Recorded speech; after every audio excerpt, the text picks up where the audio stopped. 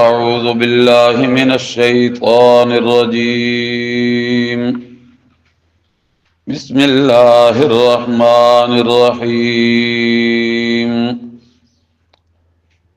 مثلهم كمثل الذي استوقد نارا فلما أضاءت ما حوله ذهب الله بنورهم وتركهم في ظلمات لا يبصرون صم بكم عمي فهم لا يرجعون أو كصيب من السماء فيه ظلمات ورعد وبرق يجعلون أصابعهم في آذانهم من الصواعق حذر الموت والله محيط بالكافرين يكاد البرق يخطف أبصارهم كلما أضاء لهم مشوا فيه وإذا أظلم عليهم قاموا ولو شاء الله لذهب بسمعهم وأبصارهم إن الله على كل شيء قدير إلى آخر آية الرقم 40. سبحانك لا علم لنا إلا ما علمتنا إنك أنت العليم الحكيم. اللهم صل على سيدنا ومولانا محمد وعلى آل سيدنا ومولانا محمد وبارك وسلم ثم صل عليه. آج کا انشاءاللہ ہمارا سبق آیت نمبر 17 سے شروع ہو رہا ہے اور آیت نمبر 40 تک انشاءاللہ جائے گا.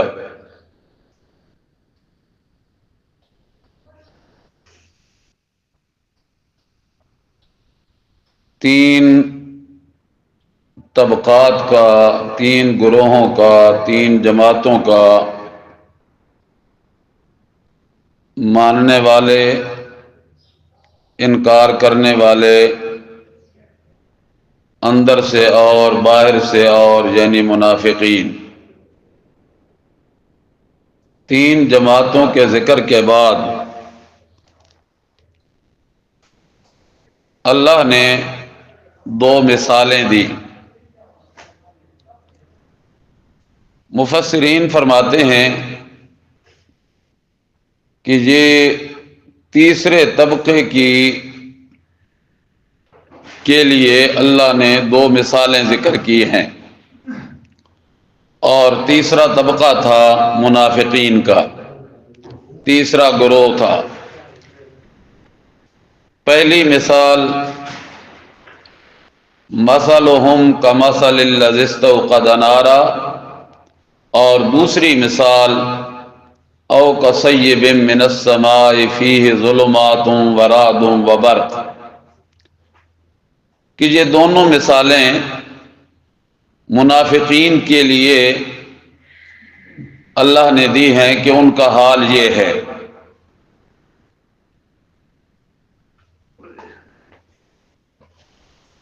حضرت مولانا حسین علی الوانی رحمۃ اللہ تعالی علیہ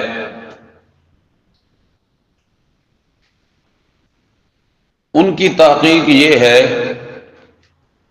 کہ یہ دو مثالیں دو طبقوں کے لیے ہیں، دو گروہوں کے لیے ہیں. ایک مثال دی اللہ نے دوسرے گروہ کی، اور دوسری مثال دی اللہ نے تیسرے گروہ کی. دوسرا گروہ تھا کفار کا اور تیسرا گروہ تھا منافقین کا. آپ پڑھ چکے ہیں کہ کفار کافر کی جمع ہے، اور کافر اس کو کہتے جو جان بوجھ کر حق کے اوپر پردہ ڈال دیتا، چھپا دیتا، اور ضد پہ آ کے، اناد پہ آ کے، ہٹ دھرمی پہ آ کے کوئی حق کی بات ماننے کے لیے تیار نہ ہو، وہ کافر ہوتا ہے۔ اور کوئی بات کرے، سمجھائے، اس کی بات کو کوئی نہ مانے، اس پہ تو یہ کہا جا سکتا ہے کہ بات کرنے والے نے ڈھنگ سے بات نہ کی ہوگی، سمجھانے والے نے کسی طریق سے سمجھایا نہیں ہوگا، آواز بدی ہوگی، طریقہ ٹھیک نہ ہوگا۔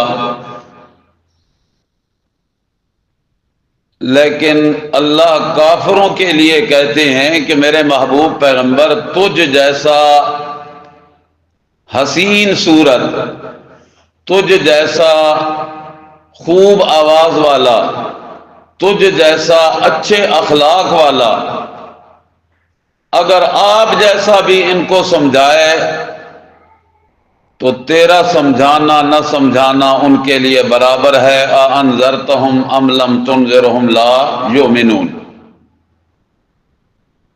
ضد پہ جو آ گئے، ہٹ دھرمی پہ جو آ گئے، تو حضرت شیخ الوانی رحمہ اللہ فرمایا کرتے تھے کہ اللہ نے پہلی مثال کفار کی دی ہے اور دوسری مثال منافقین کی دی ہے۔ اب غور کرو کہ یہ مثالیں ممثل اللہ کے مطابق کیسے ہیں، ان کی تمثیل کیسے پیش کی جا سکتی ہے۔ اللہ تبارک و تعالی فرماتے ہیں مثلہم کمثل الذی استوقد نارا، ان کی مثال یعنی کافروں کی مثال ہٹ دھرمی اور ضد اور اناد کی وجہ سے حق بات نہ ماننے والوں کی مثال ایسے ہے جیسے ایک شخص نے استوقد نارا، آگ جلائی۔ آگ میں دو خاصیتیں ہوتی ہیں، ایک خاصیت یہ کہ آگ کی وجہ سے ارد گرد کا جو اندھیرا ہوتا ہے وہ روشنی میں بدل جاتا ہے۔ ظاہر ہے آگ نے شعلہ اٹھانا ہوتا ہے، اور جب وہ شعلہ آگ کا اوپر اٹھتا ہے تو آگ کے ارد گرد جو جگہ ہوتی ہے اس میں پہلے اندھیرا ہوتا ہے، تو پھر بعد میں کیا آ جاتی ہے؟ روشنی آ جاتی ہے۔ آگ کا یہ خاصہ ہے۔ دوسرا خاصہ یہ ہے کہ سردی کا موسم ہو، جسم میں کپ کپی اور ٹھنڈک محسوس ہو رہی ہو، تو آگ جسم کو گرم کر دیتی ہے اور اس قابل بنا دیتی ہے کہ اب وہ کوئی بھی کام کرے تو اس کے جسم کی وہ سردی کی خفت اور ٹھنڈک کی جو شدت تھی وہ کیا ہو جاتی ہے؟ ختم ہو جاتی ہے۔ یہ آگ کا خاصہ ہے۔ اللہ فرماتے ہیں ان کی مثال ایسے ہے جیسے ایک شخص نے آگ جلائی، فلما اضاءت ما حولہ، پس جب اس آگ نے اپنے ارد گرد کو اضاءت، روشن کر دیا۔ یہ ضیاء سے ہے، ضیاء کا معنی ہوتا ہے روشنی، چمک۔ آگ نے ارد گرد ماحول کو روشن کر دیا، اور کچھ لوگ اس آگ کے ارد گرد بیٹھے ہوئے تھے تپش حاصل کرنے کے لیے، یا انہیں کوئی سجائی نہیں دے رہا۔ اب اس آگ سے انہوں نے روشنی جب ہونی ہے تو انہوں نے اپنا کام شروع کر دینا ہے۔ لیکن ہوا کیا؟ آگ تو جلی، روشنی تو ہوئی، تپش تو آئی، لیکن انہوں نے اس سے کوئی فائدہ نہ لیا، نہ راستہ دیکھا، نہ اپنا کام کیا، نہ اپنی سردی کی شدت کو آگ سے تاپ لے کر اپنے وجود کو گرمی دی۔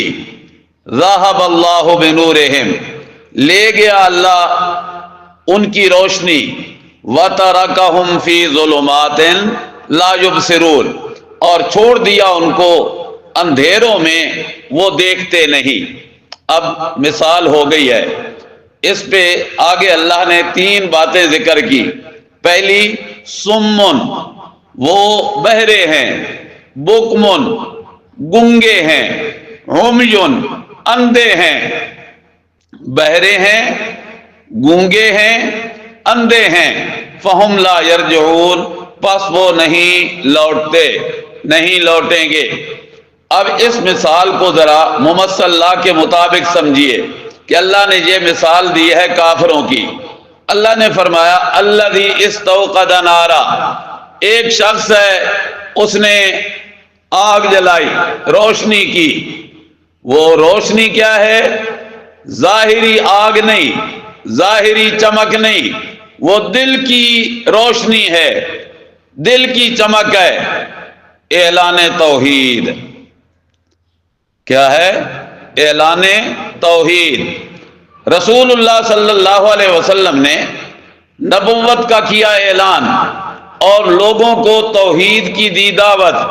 قولوا لا الہ الا اللہ تفلحوا، اے لوگو تم لا الہ الا اللہ کا اقرار اور اعتراف کر لو، کامیاب ہو جاؤ گے۔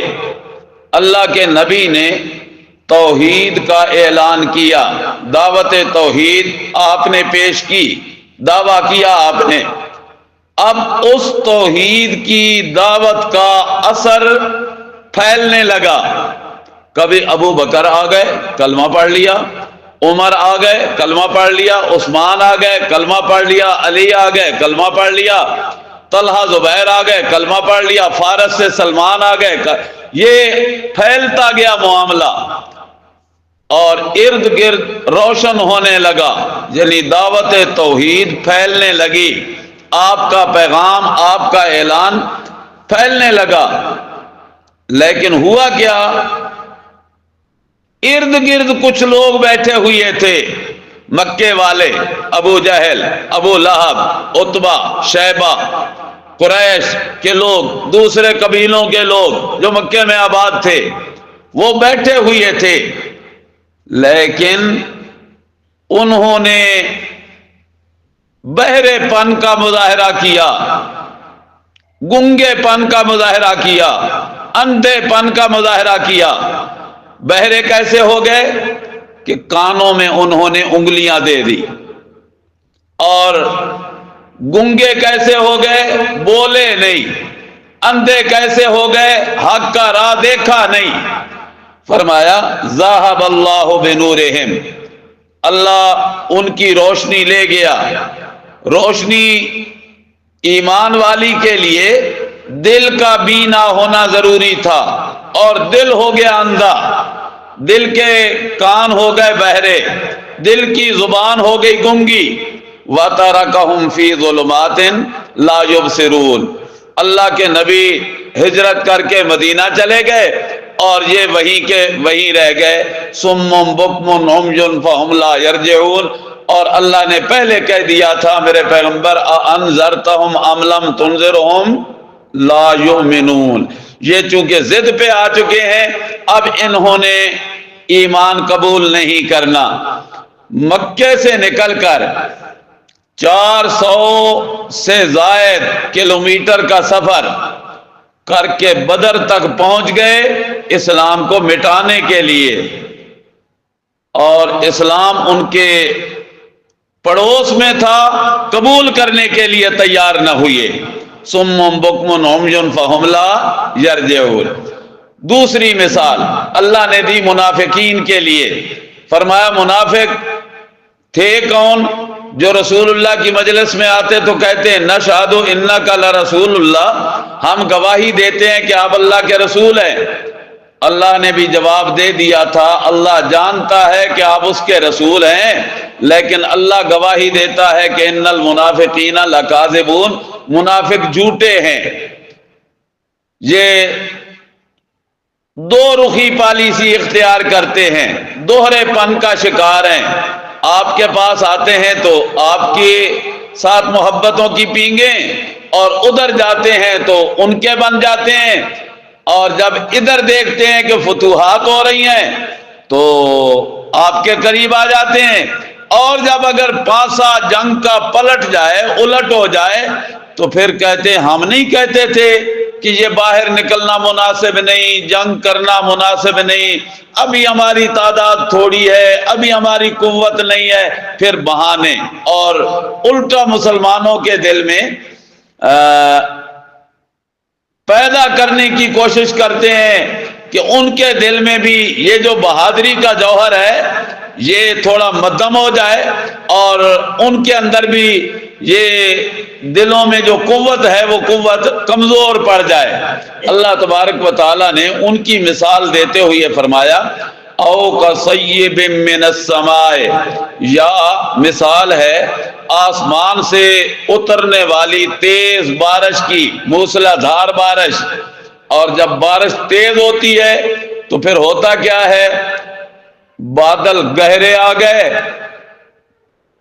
دن ہونے کے باوجود اندھیرا آ گیا، اور ادھر بجلی چمکنے لگی اور آنکھیں خیرہ ہونے لگی، اور ادھر بادلوں کی کڑک آنے لگی، او گڑگڑاہٹ ہو رہی ہے آسمانوں پہ۔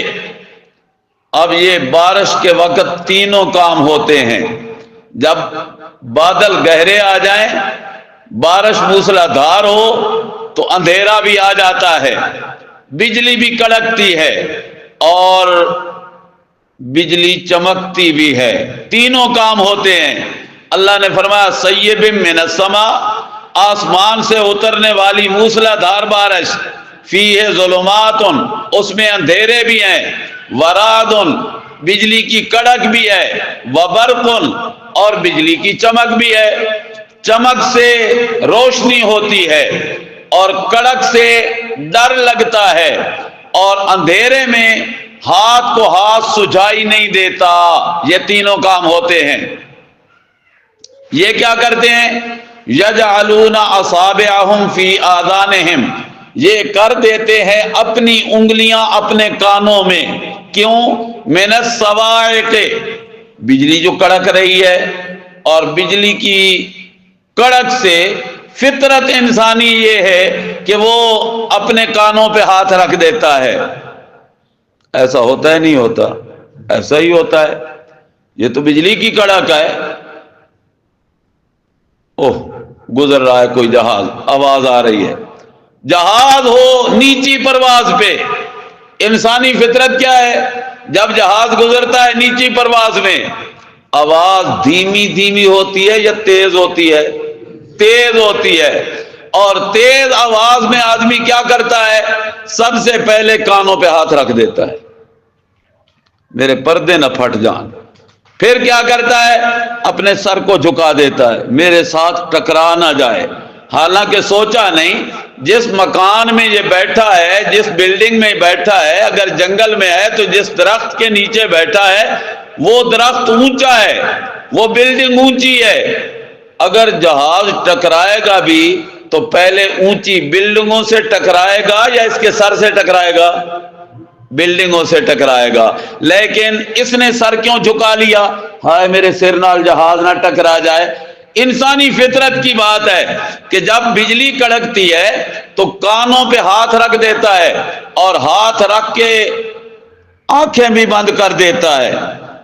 وہ بجلی جو چمک رہی ہے وہ چمک کہیں میری آنکھوں کی بینائی ختم نہ کر دے۔ اللہ فرماتے ہیں منافقوں کا حال یہی ہے۔ سیب من السماء، اب ذرا سمجھو مثال کیسے فٹ ہو رہی ہے منافقوں پہ۔ فرمایا سیب من السماء، آسمان سے موسلا دھار بارش برس رہی ہے، قرآن کریم کی آیات اتر رہی ہیں، قرآن کریم کی آیات اتر رہی ہیں، وحی الہی آ رہی ہے رسول اللہ صلی اللہ علیہ وسلم پہ۔ اللہ نے قرآن کی آیتوں کو موسلا دھار بارش سے تعبیر کیا۔ کیوں؟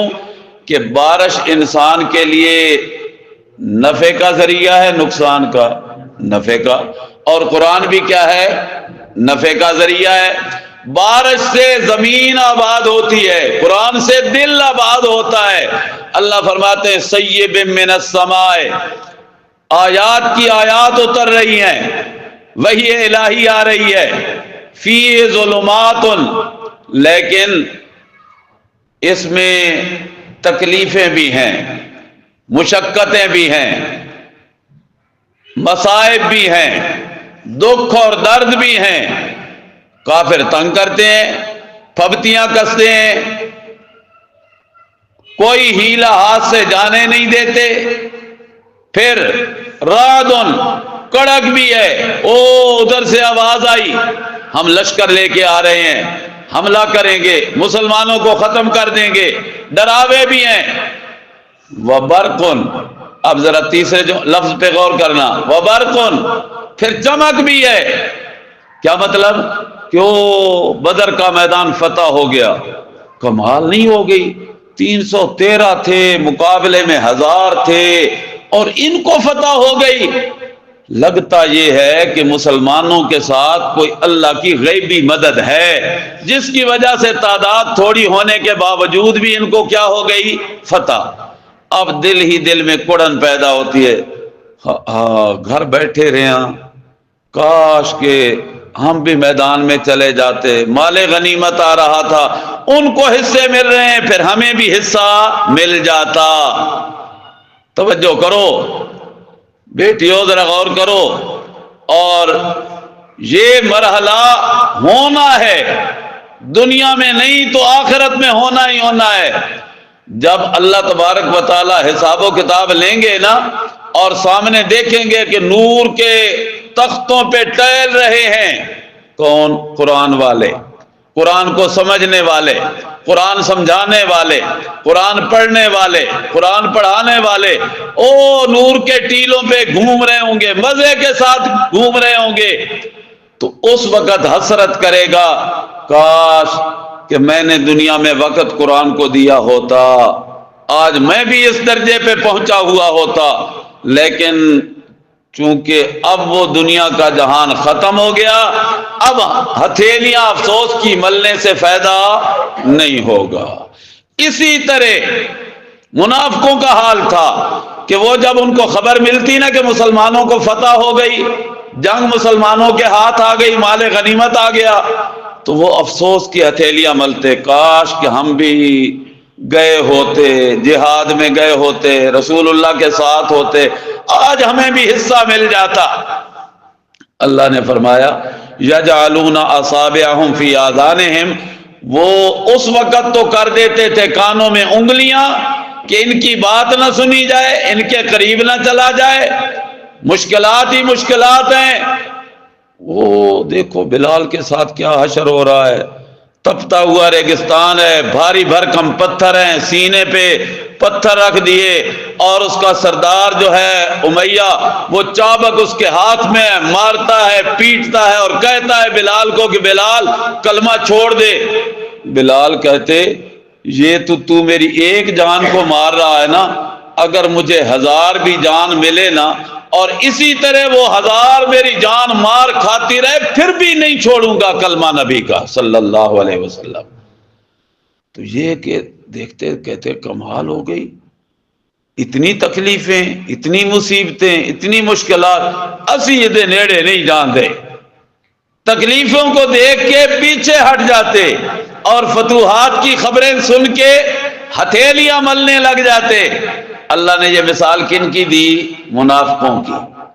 اب سمجھ آ گئی کہ مثال جن کے متعلق تھی ان کے مطابق کیسے ہو گئی؟ فرمایا یجعلون اصابعہم فی آذانہم، کر دیتے ہیں وہ اپنی انگلیاں اپنے کانوں میں، من الصواعق، کڑک کی وجہ سے، وہ جو بجلی کڑکتی ہے، بادلوں سے آوازیں آتی ہیں، ڈر کس چیز کا ہے؟ حذر الموت، موت کے ڈر کی وجہ سے کہ کہیں وہ بجلی ہم پہ نہ گر پڑے۔ اللہ فرماتے ہیں اچھا پھر بچ جائیں گے ایسا کرنے سے؟ نہیں، واللہ محیط بالکافرین، اللہ انکار کرنے والوں کو گھیرنے والا ہے، احاطہ کرنے والا ہے۔ احاطہ اسی کو کہتے ہیں نا جو 4 دیواری ہوتی ہے، کہ یہ میرا احاطہ ہے، اس کے اندر میرے کمرے ہیں، یہ فلاں بیٹے کا کمرہ، یہ فلاں بیٹے کا کمرہ، یہ کچن، یہ فلاں، یہ فلاں، لیکن باہر والی حویلی کو کیا کہتے ہیں؟ یہ احاطہ ہے، احاطہ ہے۔ اللہ فرماتے ہیں واللہ محیط، اللہ احاطہ کرنے والا ہے، گھیرنے والا ہے۔ کیا مطلب؟ کوئی اللہ کی حد سے باہر جا نہیں سکتا۔ یکاد البرق یخطف ابصارہم، قریب ہے کہ وہ بجلی اچک لے ان کی آنکھیں، بینائی ختم کر دے۔ اور اگر ختم نہیں ہو تو پھر کیا ہو؟ آنکھیں خیرہ ضرور ہو جاتی ہیں۔ باہر سورج نکلا ہوا ہے نا، اب کوئی دوپہر کے وقت ہو، سورج عین نصف النہار پہ ہو، اور کوئی باہر نکل کے آنکھیں کھول کے سورج کی طرف دیکھے، دیکھنے کے بعد کیا ہو جاتا ہے؟ نیچے جو ہی کرتا ہے تو یوں محسوس ہوتا ہے آگے پتہ نہیں کیا کیا چیزیں آ رہی ہیں۔ پھر وہ آنکھوں کو ملتا ہے، ملنے کے بعد دیکھتا ہے تو تب جا کے ٹھیک ہوتا ہے۔ سورج تو ادھر ہے، یہ ہائی پاور کا بلب جل رہا ہے، اسی کی طرف آدمی چند منٹ آنکھیں کھول کے دیکھے تو آنکھوں کی بینائی متحیر ہو جاتی ہے، آنکھیں خیرہ ہونے لگ جاتی ہیں، پھر آنکھوں کو ملنا پڑتا ہے۔ اللہ فرماتے ہیں یکاد البرق یخطف ابصارہم، قریب ہے کہ بجلی اچک لے ان کی آنکھوں کو۔ ان کا حال کیا ہے؟ ہونا کیا چاہیے تھا؟ کلما اضاء لہم مشوا فیہ، ہونا تو یہ چاہیے تھا کہ جب روشنی ہوتی، رات کا مسافر ہے، بجلی چمکی، روشنی ہوئی، وہ راستہ دیکھ لیتا، او فرلانگ 1.5 فرلانگ تک سارا راستہ ٹھیک ہے، چلنا شروع کر دے، چلنا شروع کر دے۔ دوبارہ بجلی کے چمک لانے تک یہ اپنا سفر طے کر لیتا، پھر آگے بجلی چمکی اور آگے دیکھ لے۔ ایسا بندہ تو منزل پہ پہنچ جاتا ہے۔ اور جو یہ کرے کہ ادھر بجلی چمکی، اس نے آنکھیں بند کر لی، ہے مجھ پہ نہ کہیں گر جائے، پھر جب آنکھیں کھولے گا تو چمک ختم، جب چمک ختم تو راستہ پھر اندھیرا، یہ پہنچ جائے گا اپنی منزل پہ؟ نہیں پہنچ پاتا۔ اللہ فرماتے ہیں ان کا حال کیا؟ کلما اضاء لہم مشوا فیہ واذا اظلم علیہم قاموا، جب کوئی روشنی ہوتی ان کے لیے، چمک ہوتی ان کے لیے، کوئی فتح کی خبر ہوتی تو مشوا، چل پڑتے۔ کدھر جا رہے ہو؟ جا رہے ہیں رسول اللہ کے پاس صلی اللہ علیہ وسلم۔ وہاں جائیں گے، کچھ دیر بیٹھیں گے، جو ہی وہاں گئے تو ادھر سے آوازیں آ رہی ہیں، اوے نہ جاؤ، یہ مجنون ہے، یہ کذاب ہے، یہ فلاں ہے، یہ فلاں ہے۔ اندھیرا ہو گیا، سختی والی باتیں سنی، قاموا، رک گئے۔ آگے جائیں تو ایسا نہ ہو ان کو تو مار پڑ رہی ہے، ہمیں بھی کہیں پڑنے نہ لگ جائے۔ ایسا بندہ کبھی بھی ہدایت پہ آ سکتا نہیں۔ اللہ فرماتے ہیں لو شاء اللہ لذهب بسمعهم وابصارهم ان اللہ علی کل شیء قدیر، اگر اللہ چاہے تو اللہ لے جائے ان کے کان بھی، سننے کی سکت ہی نہ رہے، کانوں میں سننے کی قوت ہی نہ رہے، وابصارهم، اور اللہ لے جائے ان کی آنکھیں، نقشہ تو موجود ہو آنکھوں کا لیکن آنکھوں کی بینائی اللہ سلب کر دے تو اللہ ایسا کرنے پہ کیا ہے؟ قادر ہے۔ ان اللہ علی کل شیء قدیر۔ جی مکمل ہوئی تمہید، 3 طبقوں کا حال اور 2 مثالوں کے ذریعے مزید وضاحت مکمل ہو گئی۔ اب سورت بقرہ کا دعویٰ آ رہا ہے اور اس دعوے پہ اللہ دیں گے دلیلیں سمجھانے کے لیے۔ دعویٰ کیا ہے؟ یا ایھا الناس اعبدوا ربکم، اے انسانوں عبادت کرو تم اپنے رب کی، عبادت کرو تم اپنے رب کی۔ حضرت ابن عباس رضی اللہ تعالی عنہ وہ فرماتے ہیں کہ اعبدوا ربکم، عبادت کرو تم اپنے رب کی۔ کیا مطلب؟ اللہ کی اطاعت میں، اللہ کی عبادت میں اس کا کوئی ساجی اور شریک نہیں، کسی کو بھی اس کی عبادت میں شریک نہ بناؤ۔ اعبدوا ربکم، عبادت کرو تم اپنے رب کی، یعنی رب کی عبادت میں کسی کو بھی ساجی اور شریک نہ بناؤ۔ یہ معنی کیا حضرت عبداللہ ابن عباس نے، رسول اللہ صلی اللہ علیہ وسلم کے چچا زاد بھائی نے، جن کو رسول اللہ نے دی تھی دعا، لکھ لو بیٹا، اعبدوا ربکم افردوا الطاعۃ والعبادۃ۔ مولوی صاحب ہاتھ ہلاؤ، افردوا الطاعۃ والعبادۃ لربکم دون سائر خلقہ، جی لکھا ہوا ہے مانا، دون سائر خلقہ، جتنی بھی مخلوق ہے، مخلوق میں جن ہیں، فرشتے ہیں، نبی ہیں، ولی ہیں، ساری مخلوقات میں سے کسی مخلوق کے فرد کو اللہ کی اطاعت اور عبادت میں شریک نہ بناؤ۔ افردو مفرد سے ہے، مفرد اکیلے کو کہتے ہیں، جمع زیادہ کو کہتے ہیں۔ اللہ کو اکیلا مانو، اللہ کو اکیلا مانو، شریکوں سے پاک مانو۔ اعبدوا ربکم، عبادت کرو تم اپنے رب کی۔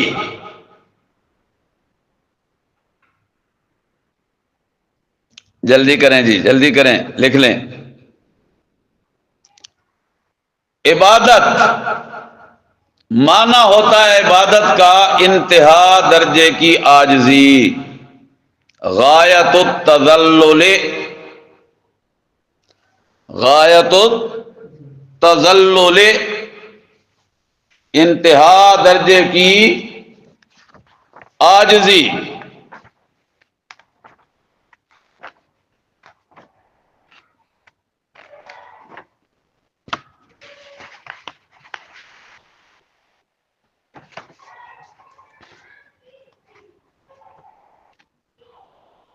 غایت التذلل، جلدی لکھا کرو جی۔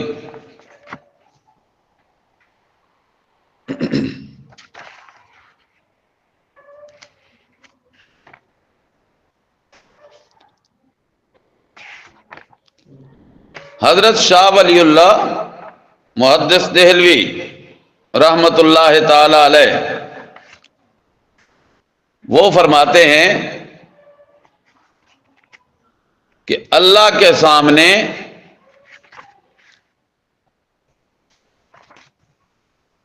عاجزی پیش کرنے کو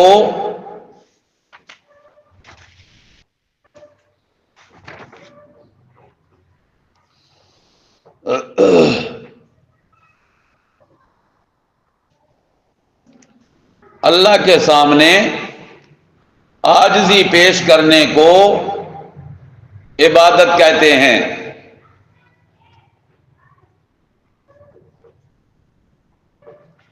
اس لیے کہ عبادت نام ہے بندگی کا، عبادت نام ہے بندگی کا۔ بندے کو بندہ اس لیے کہتے ہیں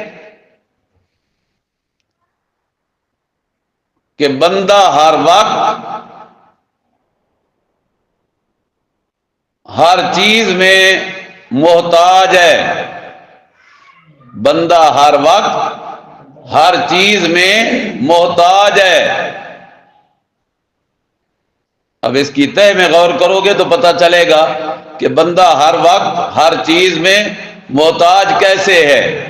مثلا ہم کوئی چیز دیکھنا چاہتے ہیں، اگر آنکھیں نہ ہوں تو دیکھ سکتے ہیں، تو معلوم ہوا کہ دیکھنے کے لیے ہم آنکھوں کے کیا ہیں؟ محتاج ہیں۔ بندہ ہر وقت ہر چیز میں محتاج ہے۔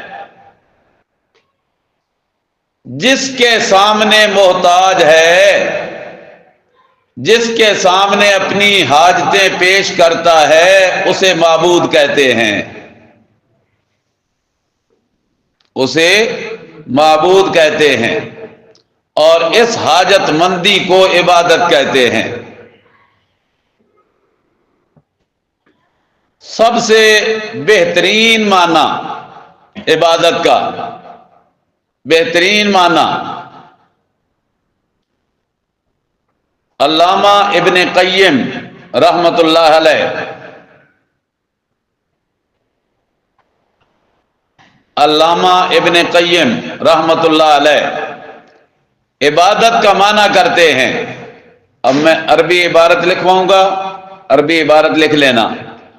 العبادت،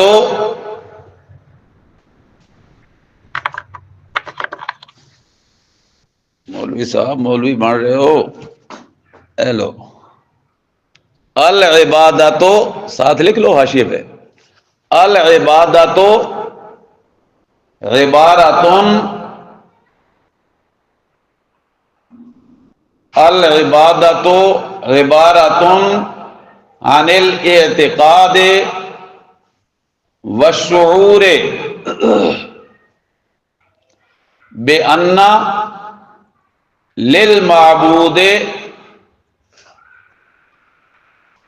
سلطتاً غیبیتاً، بیٹیو جلدی لکھو، سلطتاً سین لام طا تا، سلطتاً غیبیتاً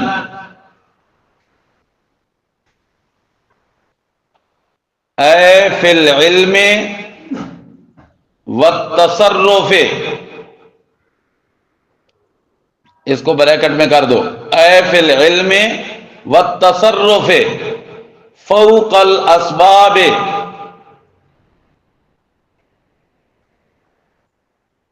یقدر بها، یا قاف دو نقطیہ، یقدر بها علی النفع والضرر فکل دعاء ونداء،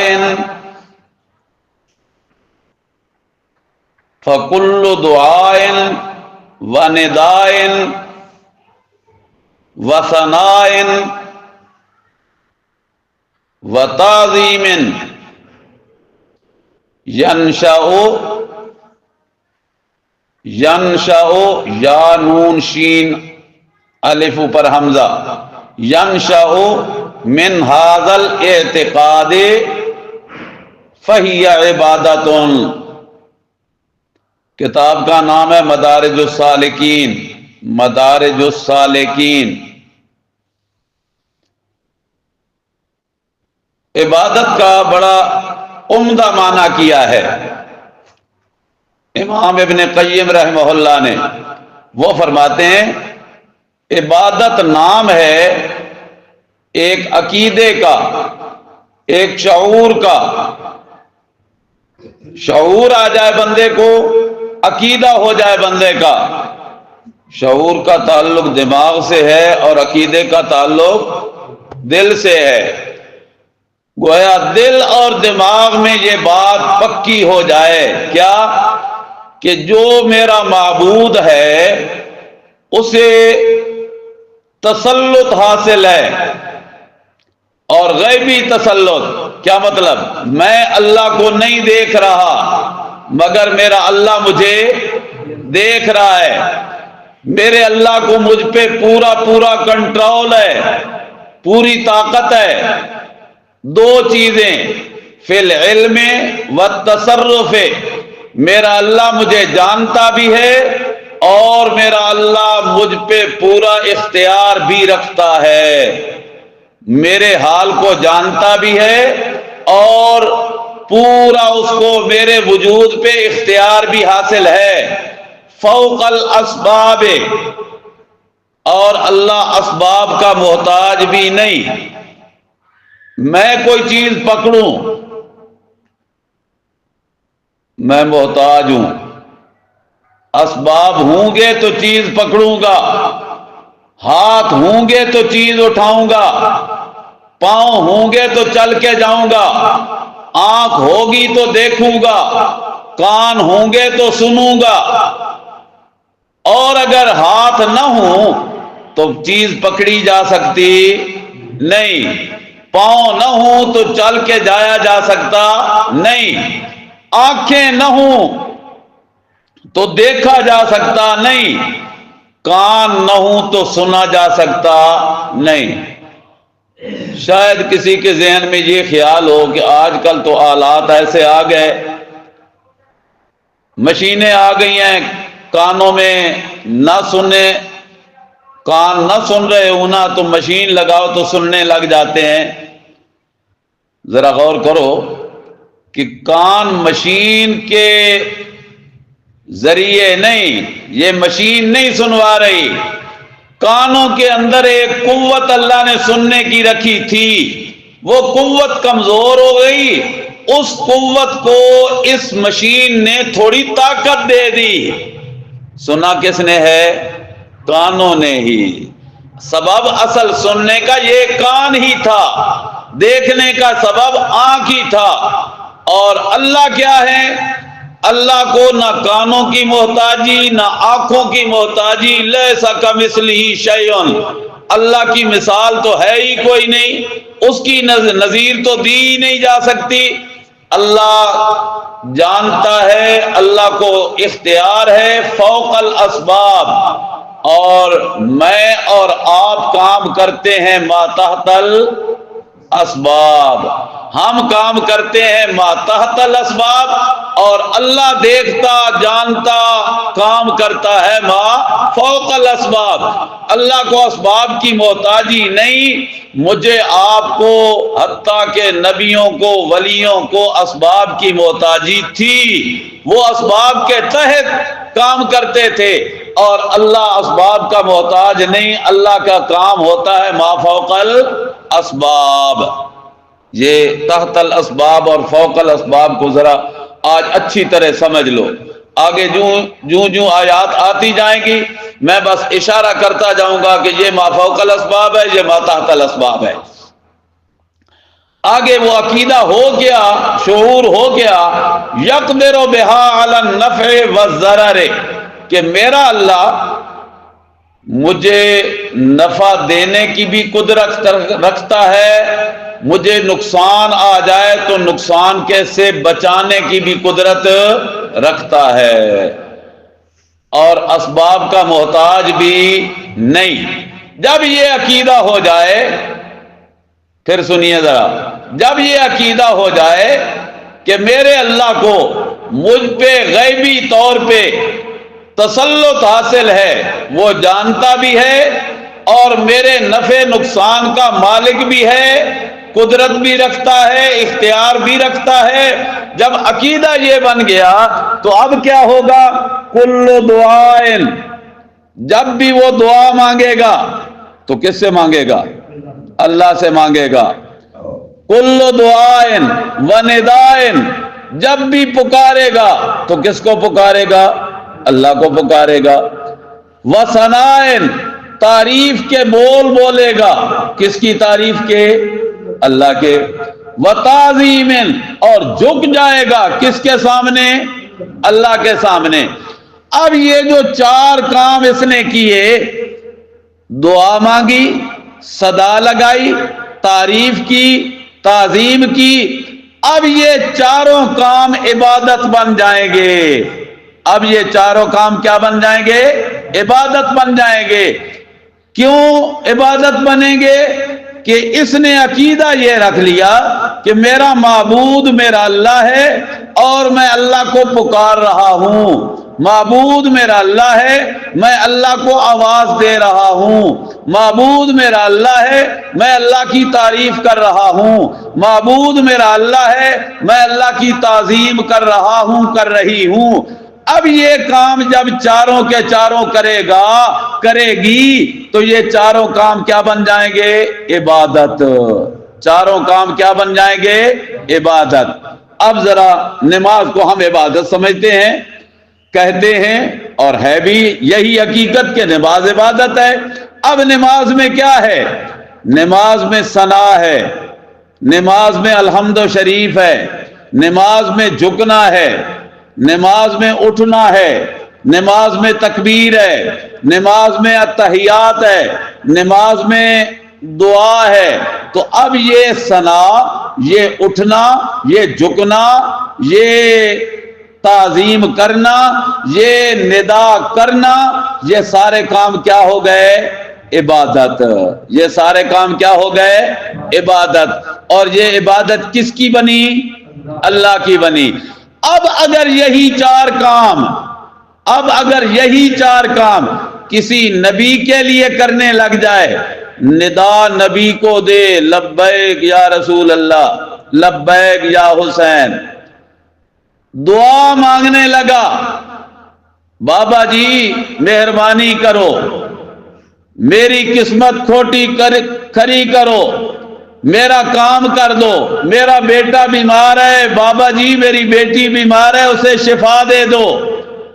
یہ دعا بھی کر رہا ہے، کر رہی ہے، ندا بھی کر رہا ہے، کر رہی ہے، تعریف بھی کر رہا ہے، کر رہی ہے. اور وہاں جا کے سارا بازار عورت گھومے گی ننگے سر، اور دربار پہ جائے گی تو سر پہ گھنا دوپٹہ کر کے جائے گی. کیوں؟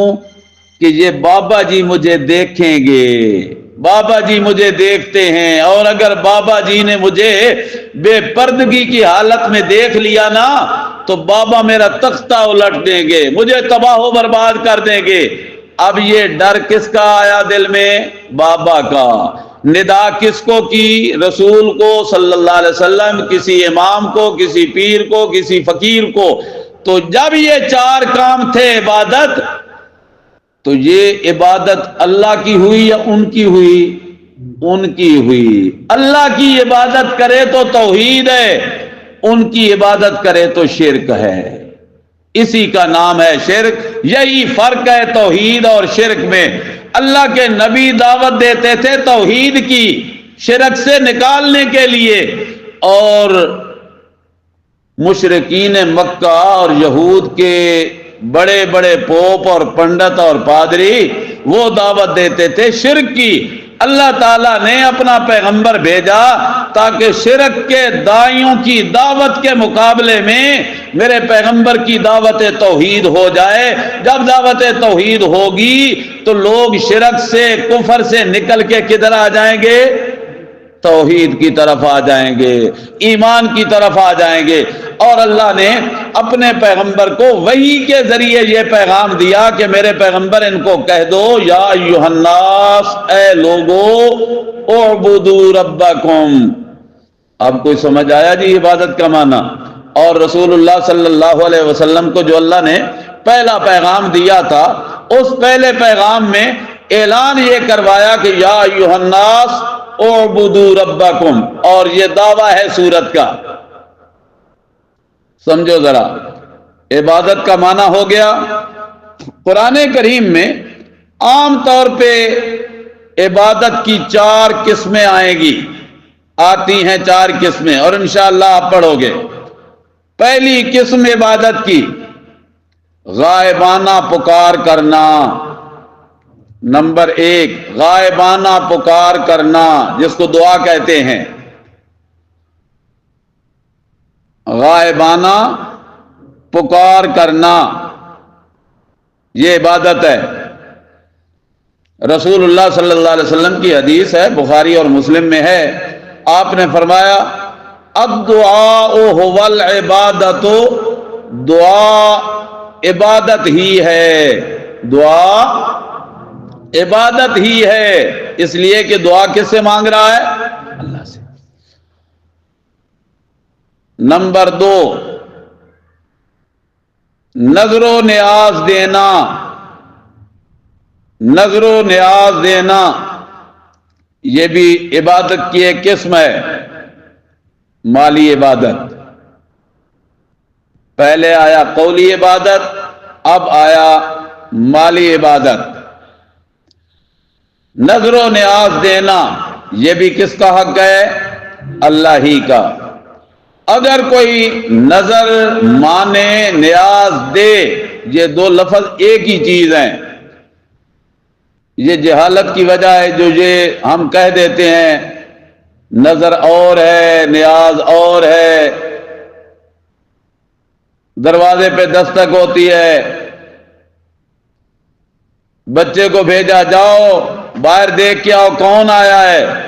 بچہ بھاگا بھاگا آیا، دروازہ کھولا، باہر ایک دیکھا کہ کھڑا ہے آدمی، اس کے گلے میں زنبیل سی لٹکی ہوئی ہے، اور وہ کہتا ہے بچے جا اندر، ابو کو کہے، امی کو کہے، گھر والوں کو کہے باہر فقیر آیا کل ہے، نظر اللہ نیاز حسین، نظر اللہ نیاز حسین۔ اب وہ بچہ سن کے اندر گیا، ابو کو بتایا، امی کو بتایا، باہر کوئی ملنگ کھڑا ہے، وہ کہتا ہے دے دو کچھ نظر اللہ، دے دو کچھ نیاز حسین۔ تو یہ کیا کرتا ہے، روپے 10 دیے، کہا جاؤ اس فقیر کو دے دو، نظر بھی ہو گئی تے نیاز بھی ہو گئی، اللہ بھی راضی تے حسین بھی راضی۔ خوش ہو گیا کہ ہم نے دونوں کو کر لیا۔ یہ نہیں سوچا کہ نظر اللہ کا لفظ تو اللہ کے نام پہ ہو گیا، اور نیاز بھی تو وہی ہے جو تو نے 10 روپے بھیجے ہیں، اور وہ کس کے نام پہ بھیجے؟ غیر اللہ کے نام پہ۔ جبکہ نظر ہو یا نیاز ہو، دونوں نام ہیں ایک چیز کے، فرق صرف اتنا ہے کہ ایک مانی جاتی ہے، دوسری کی جاتی ہے۔ نظر مانی جاتی ہے، نیاز دی جاتی ہے، بس ایک زبان سے ایک کا تعلق ہے، دوسرے کا مال سے تعلق ہے، چیز ایک ہی ہے۔ اور یہ نظر دینا، ماننا، نیاز دینا، یہ عبادت ہے۔ اور جب ہم نے کہا کہ عبادت حق اللہ کا ہے، تو یہ نظر نیاز بھی حق کس کا ہے؟ اللہ ہی کا ہے۔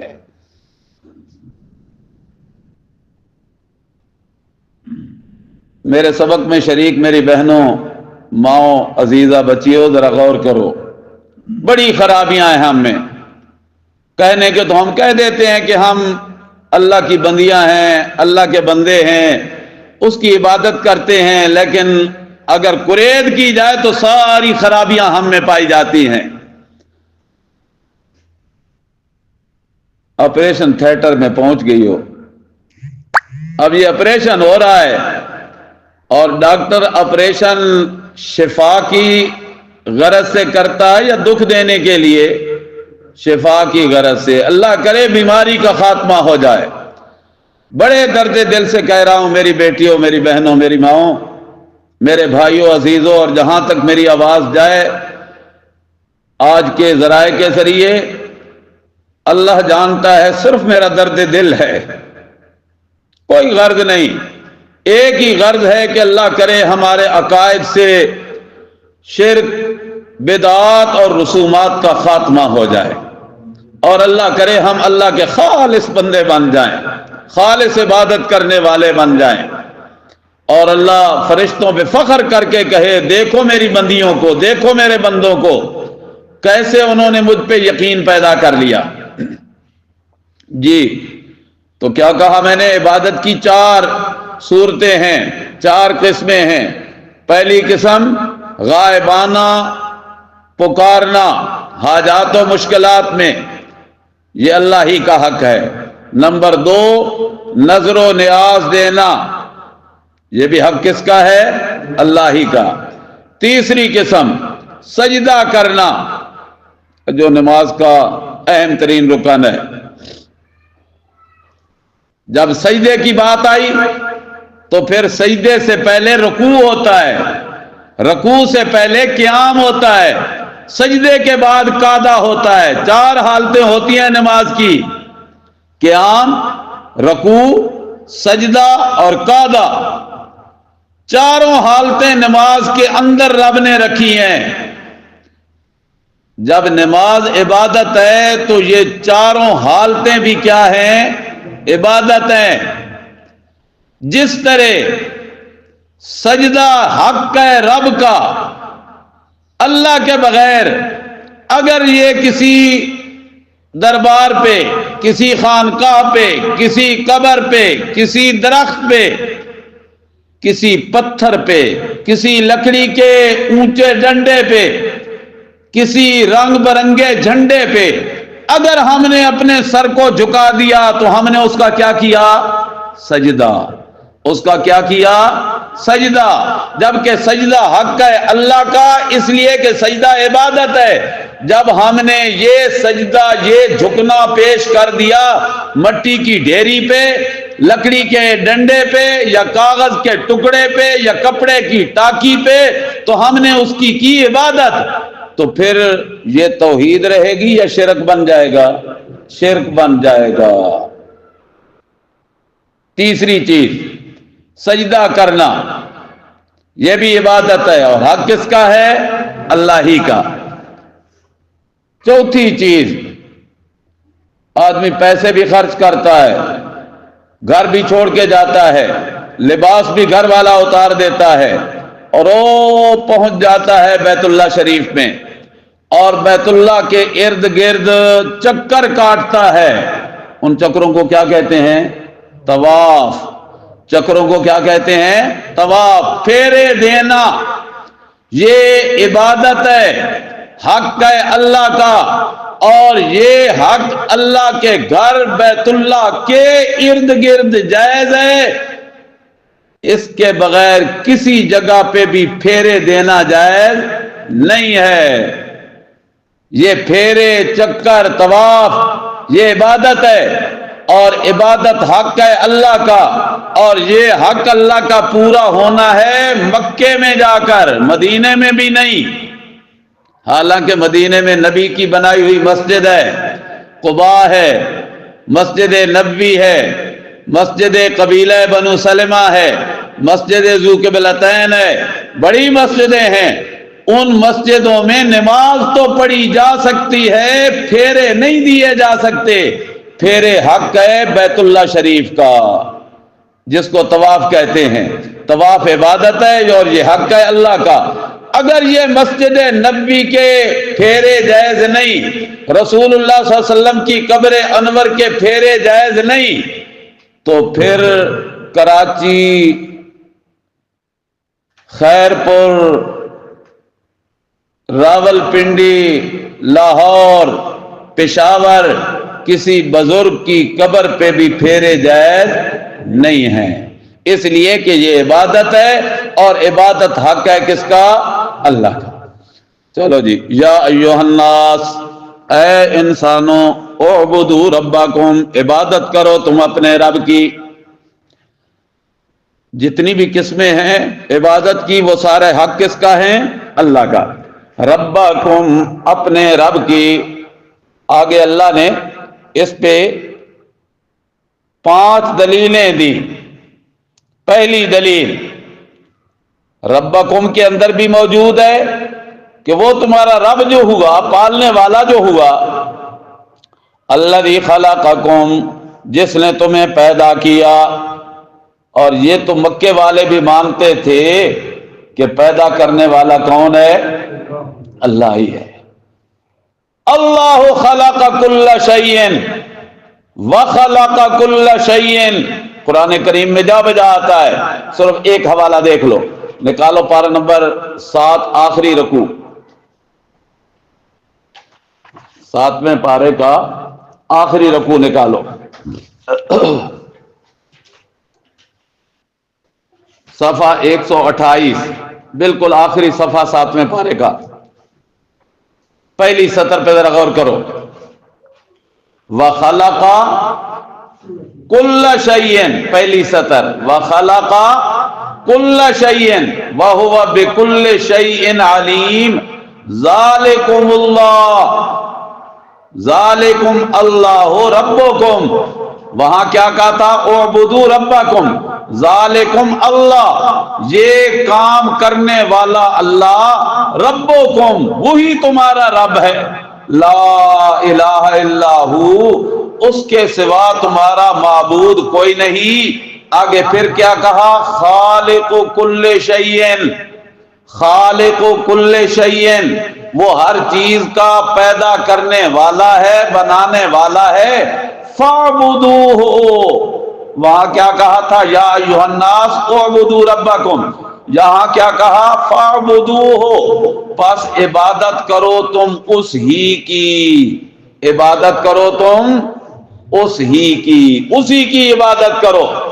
ذرا پچھلے صفحے پہ ذرا غور کرو نا، آخری سطر پہ، پچھلے صفحے کی آخری سطر، بدیع السماوات والارض، دیکھ لیا جی، بدیع السماوات والارض، وہ بالکل آخری بول ہیں، بدیع السماوات والارض انا یکون لہ ولد، بدیع السماوات والارض، پہلے ذرا سمجھو بدیع کس کو کہتے ہیں؟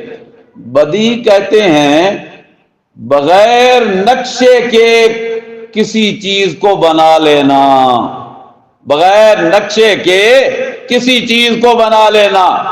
انجینئر نے نقشہ بنایا، بلڈنگ بنائی، بلڈنگ کا نقشہ دیا، ٹھیکیدار پہنچا وہاں پہ، اس کے سامنے نقشہ رکھا، اس نے کہا میں نے دیکھ لیا ہے جی نقشہ ٹھیک ہے، نقشے کے مطابق عمارت بن جائے گی۔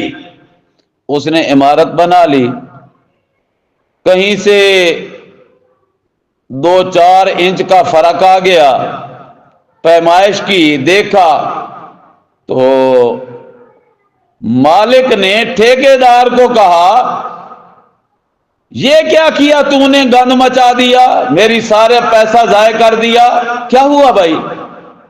بھائی یہ تو میرے نقشے میں نہیں تھا۔ نجی نقشے کے مطابق بنایا۔ وہ نقشہ سامنے کر دیتا ہے۔ جب نقشہ سامنے آ جائے تو ٹھیکیدار کو اپنی غلطی ماننے بغیر کوئی چارہ ہے نہیں، اب اسے ماننا پڑے گا۔ ہاں جی میں چلا گیا تھا، میں نے مستری لگائے تھے، مستریوں نے غلطی کی، میرا کیا قصور ہے، چلو خیر ہے پلستر میں سیدھا کر دیں گے۔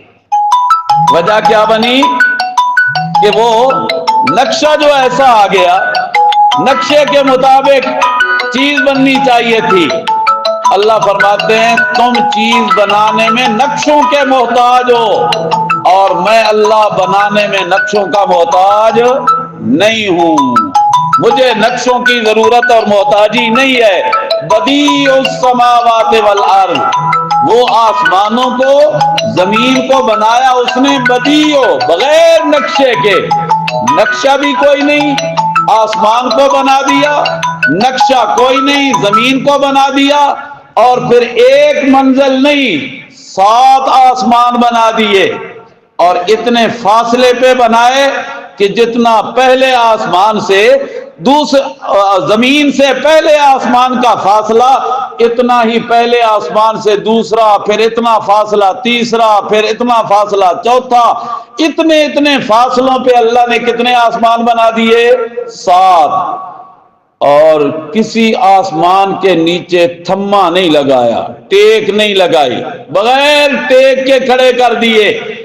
اور پھر اللہ سورت ملک میں پوچھتے ہیں بندوں سے، دیکھ ذرا فرجع البصر کرتین، اپنی نظروں کو آسمان کی طرف اٹھا، بار بار اٹھا، ایک بار اٹھایا دوسری بار پھر اٹھا، اور دیکھ کیا ہوگا؟ ينقلب الیک البصر خاسئا وهو حسیر، تیری نظر ناکام ہو کے واپس آ جائے گی، حسرت کرنے لگ جائے گی، لیکن اللہ کی کاریگری میں تجھے کوئی تفاوت اور فرق نظر نہیں آئے گا۔ کہیں سے ایسا نہیں ہوگا کہ آسمان ایسے ہو جائے دھول پڑی ہوئی ہو، نہ زمین میں کوئی نقش نظر آئے گا نہ آسمان میں کوئی نقش نظر آئے گا۔ اور مزے کی بات یہ کہ اللہ نے یہ بنا لیے بغیر نقشے کے، بغیر انجینئر کی تصویر بنائے اللہ نے بنا دیے۔ فرمایا جس اللہ نے اتنا بڑا زمین و آسمان بنا دیا، وہ تیرے بیٹے نہیں بنا سکتا کہ بی بی تو پہنچی کھڑی ہوئی ہے بابا شاہ کمال پہ اور کہتی ہے بابا شاہ کمال دے دے پتر مینو سرخ لال۔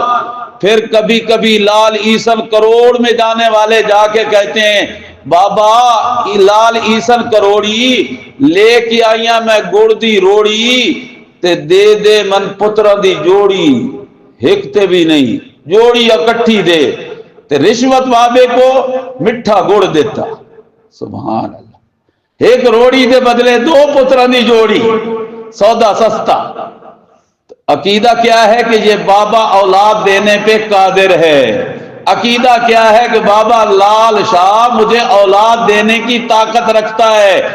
اللہ فرماتے ہیں اوے عقل کے اندھو، جس اللہ نے اتنا بڑا آسمان اور زمین بغیر نقشے کے بنا دیا، وہ اللہ تجھے اولاد نہیں دے سکتا کہ تو اللہ کے شریک بناتا ہے؟ کوئی بابا شریک، کوئی زندہ، کوئی مردہ۔ انا یکون لہ ولد، عیسائیو تم نے حضرت عیسیٰ کو اللہ کا بیٹا قرار دیا، انا یکون لہ ولد، اللہ کا بھلا کہاں بیٹا؟ یہودیو تم نے حضرت عزیر کو اللہ کا بیٹا بنایا، انا یکون لہ ولد، اللہ کا بیٹا کہاں؟ مکے والو تم نے فرشتوں کو خدا کی بیٹیاں بنایا، انا یکون لہ ولد۔ بیٹیوں کو سمجھ بھی آیا؟ سمجھو ذرا، اللہ فرماتے ہیں انا یکون لہ ولد، اولاد اللہ کی کہاں؟ اولاد کے لیے تو بیوی کا ہونا ضروری، ولم تکن لہ صاحبہ، اور اللہ کی تو بیوی ہی کوئی نہیں، اللہ کی تو بیوی ہی کوئی نہیں، اولاد کیسے؟ یہ دوسرا رنگ ہے میرے اللہ کے سمجھانے کا۔ تو مکے والوں سے پوچھا جاتا نا کہ بیوی کے بغیر اولاد، تو کہتے تمہیں پتہ نہیں کہ یہ جو جنوں کی سردارنیاں ہیں نا، سردار جنیاں، یہ اللہ کی بیویاں ہیں۔ انا للہ و انا الیہ راجعون۔ اپنے واسطے بیویاں ڈھونڈیاں انسان تے اللہ واسطے بیویاں ڈھونڈیاں جن۔ واہ، حد ہو گئی ہے، مشرک کی مت ماری جاتی ہے، دماغ مارا ہوا ہوتا ہے۔ اللہ فرماتے ہیں لم تکن لہ صاحبہ، اس کی بیوی بھی نہیں، خلق کل شیء، اس نے ہر چیز کو پیدا کیا ہے، وہو بکل شیء علیم، اور ہر چیز کو وہ جاننے والا ہے۔ ذالکم اللہ، ان کاموں والا اللہ ہے، ربکم، تمہارا رب۔ جب وہ تمہارا رب ہے تو لا الہ الا ہو، اس کے بغیر معبود کوئی نہیں۔ خالق کل شیء، وہ ہر چیز کا پیدا کرنے والا ہے۔ فاعبدوہ، پس عبادت کرو تم اسی کی، عبادت کرو تم اسی کی۔ میں مانا کر رہا ہوں عبادت کرو تم اس ہی کی، اس کے بغیر کسی کی عبادت نہ کرو۔ اب چلو جی، یہاں کیا حکم دیا؟ یا ایھا الناس اعبدوا ربکم، اے انسانوں عبادت کرو تم اپنے رب کی، الذی خلقکم، جس نے تمہیں پیدا کیا، پہلی دلیل۔ دوسری دلیل والذین من قبلکم، اور جو تم سے پہلے گزر گئے ان کو بھی پیدا کس نے کیا؟ اللہ ہی نے کیا۔ اب سمجھو ذرا کہ کہنے کو تو بڑا آسان ہے یہ جملہ، پہلے باپ گزرے، دادا گزرے، پردادا گزرے، او آدم علیہ السلام سے لے کر اب تک نسلوں کی نسلیں گزری، سب کو پیدا کس نے کیا؟ اللہ ہی نے۔ بڑا باریک نقطہ دینے لگا ہوں، اور یہ میرا نہیں، میرے دادا استاد مولانا حسین علی الوانی رحمت اللہ علیہ کا ہے۔ مولانا الوانی فرمایا کرتے تھے والذین من قبلکم، جن کی تم پوجا کرتے ہو وہ تم سے پہلے گزر گئے، نبیوں کی کرتے ہو، ولیوں کی کرتے ہو، وہ تم سے پہلے گزر گئے، ان کو بھی پیدا اللہ نے کیا۔ والذین من قبلکم، جن کو تم پوجتے ہو ان کو بھی اللہ ہی نے پیدا کیا۔ تو پھر کیا کیسے سمجھ آئے؟ اللہ بتلانا یہ چاہتے ہیں کہ جس طرح تم پیدا ہونے میں محتاج، اسی طرح جن کو تم حاجت روا سمجھتے ہو وہ بھی پیدا ہونے میں کیا تھے؟ محتاج۔ اور محتاج ضرورت مند ہوتا ہے، حاجت روا نہیں ہوتا۔ لعلکم تتقون، تاکہ تم پرہیزگار بن جاؤ، اللہ کا ڈر اور اللہ کی معرفت، اللہ کی پہچان تمہیں پیدا ہو جائے۔ الذی جعل لکم الارض فراشا، وہ وہی ذات ہے جس نے بنایا تمہارے لیے زمین کو بچھونا، والسماء بناء، اور آسمان کو بنایا چھت، وانزل من السماء ماء بناء، ایسی چھت جو گرے نہیں۔ یہ جو ہم چھتیں بناتے ہیں نا، 20 سال گزرے، 25 سال گزرے، 30 سال گزرے، 40 سال گزرے، آہستہ آہستہ سیمٹ گرنے لگ جاتا ہے۔ پھر جو عمارتوں کے ماہر ہوتے ہیں ان سے پوچھا جائے یار اس کا کی علاج ہے، سیمٹ پہ گردا ہے، اس کا کوئی علاج؟ وہ کہتا ہے یہ کب کا بنا ہو؟ وہ جی 50 سال ہو گئے اس عمارت کو۔ وہ آگے سے کہتا تھا یہ کچھ عمر ہوتی ہے نا، بس اب یہ اس کی عمر پوری ہو گئی، اندر سے وہ دیکھتے نہیں ہو جہاں سریا نکلا ہوا ہے وہ زنگ کھا گیا ہے سریے کو، بس اس کی اتنی ہی عمر ہے، اب اس کا اور کوئی علاج نہیں، پیسے اکٹھے کرو، اس کو گرا دو، پھر نئی عمارت بنا لو، نیا چھت ڈال دو۔ ایسا ہی ہوتا ہے معاشرے میں کہ نہیں ہوتا؟ ایسا ہی ہوتا ہے۔ اللہ فرماتے ہیں یہ تمہاری بنائی ہوئی عمارتیں تو 50 سال بعد 100 سال بعد بوسیدہ کمزور ہو جاتی ہیں، نئے چھت ڈالنے کی ضرورت پڑتی ہے، تم ابھی پیدا ہی نہیں ہوئے تھے، نہیں تمہارا بابا آدم بھی دنیا میں نہیں آیا تھا کہ اللہ نے زمین بھی بنا دی تھی، یہ چھت بھی بنا دیا تھا، آسمان والا چھت بنا دیا تھا، اور اتنا عرصہ گزر گئے، اربوں خربوں سال گزر گئے، اس چھت میں کوئی خرابی پیدا نہیں ہوئی۔ والسماء بنا، مضبوط عمارت ہے۔ وَأَنزَلَ مِنَ السَّمَاءِ مَاءً، اور اتارا اس نے آسمان سے پانی، فَأَخْرَجَ بِهِ مِنَ الثَّمَرَاتِ، پھر اس نے نکالا اس کے ساتھ من الثمرات پھلوں سے، رزقا لکم، رزق تمہارے لیے، فلا تجعلوا للہ اندادا، 5 دلیلیں دی۔ پہلی دلیل الذی خلقکم، دوسری دلیل والذین من قبلکم، بیٹیو جلدی لکھو، تیسری دلیل الذی جعل لکم الارض فراشا والسماء بناء، چوتھی دلیل انزل من السماء ماء، پانچویں دلیل اخرج بہ من الثمرات رزقا لکم۔ اب ان 5 دلیلوں کو سامنے رکھو اور اللہ کے دعوے پہ غور کرو جو اللہ نے کہا اعبدوا ربکم، عبادت کرو تم اپنے رب کی، عبادت رب کی کرو یعنی رب کو شریکوں سے پاک مانو، فلا تجعلوا للہ اندادا، پس نہ بناؤ تم اللہ کے ند، اللہ کے شریک، وَأَنْتُمْ تَعْلَمُونَ، اور تم جانتے ہو، کیا جانتے ہو؟ کہ لا خالق الا اللہ، جانتے ہو کہ لا رازق الا اللہ، اللہ کے سوا خالق بھی کوئی نہیں، اللہ کے سوا رازق بھی کوئی نہیں۔ جب کوئی نہیں تو پھر ان کو اللہ کا شریک بھی نہ بناؤ، ان کو اللہ کا شریک بھی، فلا تجعلوا للہ اندادا وانتم تعلمون۔ ذرا پھر ایک نظر دلیلوں پہ غور کرو جی۔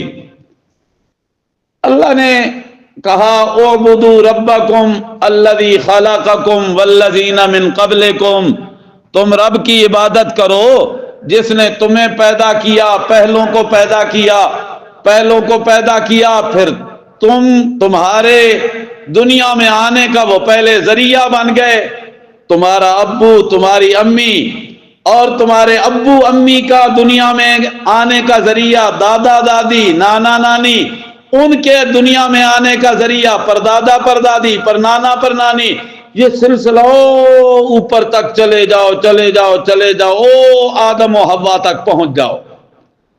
یہ تو اوپر کا سلسلہ ہے۔ اب نیچے کا سلسلہ، اولاد تمہاری پیدا ہو گئی، تم ایک تھے، تمہارا رشتہ ہوا، گھر میں تمہارے لیے ایک عورت کا انتخاب ہوا، تمہارا آپس میں عقد ہوا، نکاح ہوا، پھر اللہ نے تمہیں اولاد کی نعمت سے مالا مال کیا، پھر بیٹا ہوا، پھر بیٹی ہوئی، پھر ان کی نسل آگے چلی۔ اللہ نے فرمایا دیکھ لو، زمین کو فرش بنایا بمنزل بیوی، آسمان کو چھت بنایا بمنزل خاوند، آسمان سے اوپر سے پانی اتارا بمنزل مادہ تخلیق، اخرج بہ من الثمرات، پھر پھل دے دیا اللہ نے بیٹے کی صورت میں، بیٹی کی صورت میں، اولاد آ گئی، دی کس نے؟ اللہ نے دی، کس نے؟ اللہ نے۔ تمہارا تمہیں اللہ نے ذریعہ بنا دیا، کسی کو بمنزل آسمان کے، کسی کو بمنزل زمین کے، کسی کو بمنزل مادہ کے، کسی کو بمنزل اولاد کے، مل گئی اولاد۔ اب وہ جو اولاد تمہیں ملی تو پھر پیرا دیتا نہیں، اللہ دیتا، نبی بخش نہیں، اللہ بخش۔ پھر نام کی نسبت بھی اللہ کی طرف کرنی ہے، لا تجعلوا للہ اندادا۔ میری بہنوں بیٹیوں ذرا توجہ کرو، قرآن آپ کے سامنے کھلا ہوا ہے۔ کہتا ہوں وہی بات، سمجھتا ہوں جسے حق، کہتا ہوں وہی بات، سمجھتا ہوں جسے حق، میں زہر ہلاہل کو کبھی کہہ نہیں سکا کاند۔ ایسا نہیں کہ اندر زہر ہو، اوپر ٹافی بنی ہوئی ہو اور میں یہ کہنے لگوں کہ یہ بڑی میٹھی ٹافی ہے جی لے لو، نہیں، گن نہیں، اندر سے بھی مٹھاس، باہر سے بھی مٹھاس۔ عقیدہ اندر سے بھی کھرا ہونا چاہیے، باہر سے بھی کھرا ہونا چاہیے۔ اللہ نے دی مثال سمجھانے کے لیے اور پھر کہا لا تجعلوا للہ اندادا۔ پھر اولاد مل جائے تو اولاد کی نسبت بزرگوں کی طرف نہیں کرنی، عطیہ کس کا ماننا ہے؟ اللہ ہی کا۔ وانتم تعلمون۔ یہ ہے بیٹا دعوت حق، یہ ہے دعوت قرآن کی، یہ ہے پیغام قرآن کا، یہ ہے پیغام جناب محمد الرسول اللہ صلی اللہ علیہ وسلم کا۔ قرآن کو اللہ نے بمنزل بارش بنا دیا، وحی الہی کو، پھر ایمان کو اندر کا رزق بنا دیا۔ سبحان اللہ، من الثمرات رزق لکم۔ یہ اللہ نے زندگی کا یعنی حیات جاویدانی کا، دنیا آخرت کی کامیابی کا ذریعہ اور سامان بنا دیا قرآن کریم کو۔ اور یہی پیغام جب رسول اللہ صلی اللہ علیہ وسلم نے دیا تو دو اعتراض ہوئے۔ پہلے اعتراض سمجھو، پھر آگے آیات سمجھنا آسان ہو جائیں گی۔ دو اشکال آئے، دو شبہے آئے، دو اعتراض آئے۔ پہلا اشکال، پہلا شبہ، پہلا اعتراض، وہ کہتے کہ یہ قرآن اللہ کا کلام نہیں۔ کیوں نہیں؟ اگر اللہ کا کلام اللہ نے بھیجنا ہی ہوتا تو کسی سردار پہ بھیجتا۔ یہ تو یتیم ہے محمد الرسول اللہ صلی اللہ علیہ وسلم، اس کا تو باپ بھی نہیں، ماں بھی نہیں، اس کو اللہ نے نبی بنا دیا، اس پہ وہی بھیج دی۔ اللہ کے بندوں پھر سناتا تو یہی ہے پیغام۔ تو کہتے نہیں، یہ ایسے کرتا ہے، گھر میں جاتا ہے تو کچھ عربی بول آگے پیچھے الفاظ اکٹھے کرتا ہے، وہ مسجع مکفہ کلام بناتا ہے اور پھر آ کے صبح اٹھ کے کہتا ہے مجھ پہ وحی آ گئی، قرآن آ گیا۔ یہ اس کا اپنا بنایا ہوا کلام ہے، اللہ کا کلام نہیں۔ پہلا اعتراض یہ کیا انہوں نے۔ دوسرا اعتراض یہ کیا کہ اگر یہ اللہ کا کلام ہوتا تو اللہ تو بہت بڑے ہیں، اور ہم دیکھتے ہیں کہ اس قرآن میں کبھی مچھروں کی مثالیں ہیں، کبھی مکھیوں کی مثالیں ہیں۔ بھلا مچھروں اور مکھیوں کا، اور یہ جو عنکبوت ہے، ڈاور، اس دن کیا بتلایا تھا پشتو والوں نے، ببوا، کہ پتہ نہیں اس قسم کا کوئی ببوا۔ یہ جو ببوا ہے، مکڑی ہے، جالا بنا لیتی ہے، اس کی مثالیں اللہ نے قرآن میں دی ہیں۔ یہ بلا اللہ کا کلام کیسے ہو سکتا ہے؟ کتنے اعتراض کیے؟ دو۔ پہلا اعتراض یہ کہ یہ اللہ کا کلام نہیں، یہ محمد کریم کا اپنا بنایا ہوا کلام ہے۔ دوسرا اعتراض یہ کیا کہ اگر یہ اللہ کا کلام ہوتا تو اس میں مکھیوں کی، مچھروں کی، عنکبوت کی مثالیں نہ ہوتی، جبکہ قرآن کریم میں مکھیوں کی مثالیں بھی ہیں اور عنکبوت کی مثالیں بھی ہیں۔ اب ذرا پہلے مثالیں دیکھو، پھر ہم آیات کو حل کرتے ہیں. نکالو پارہ نمبر 17 آخری صفحہ، 17ویں پارے کا آخری صفحہ.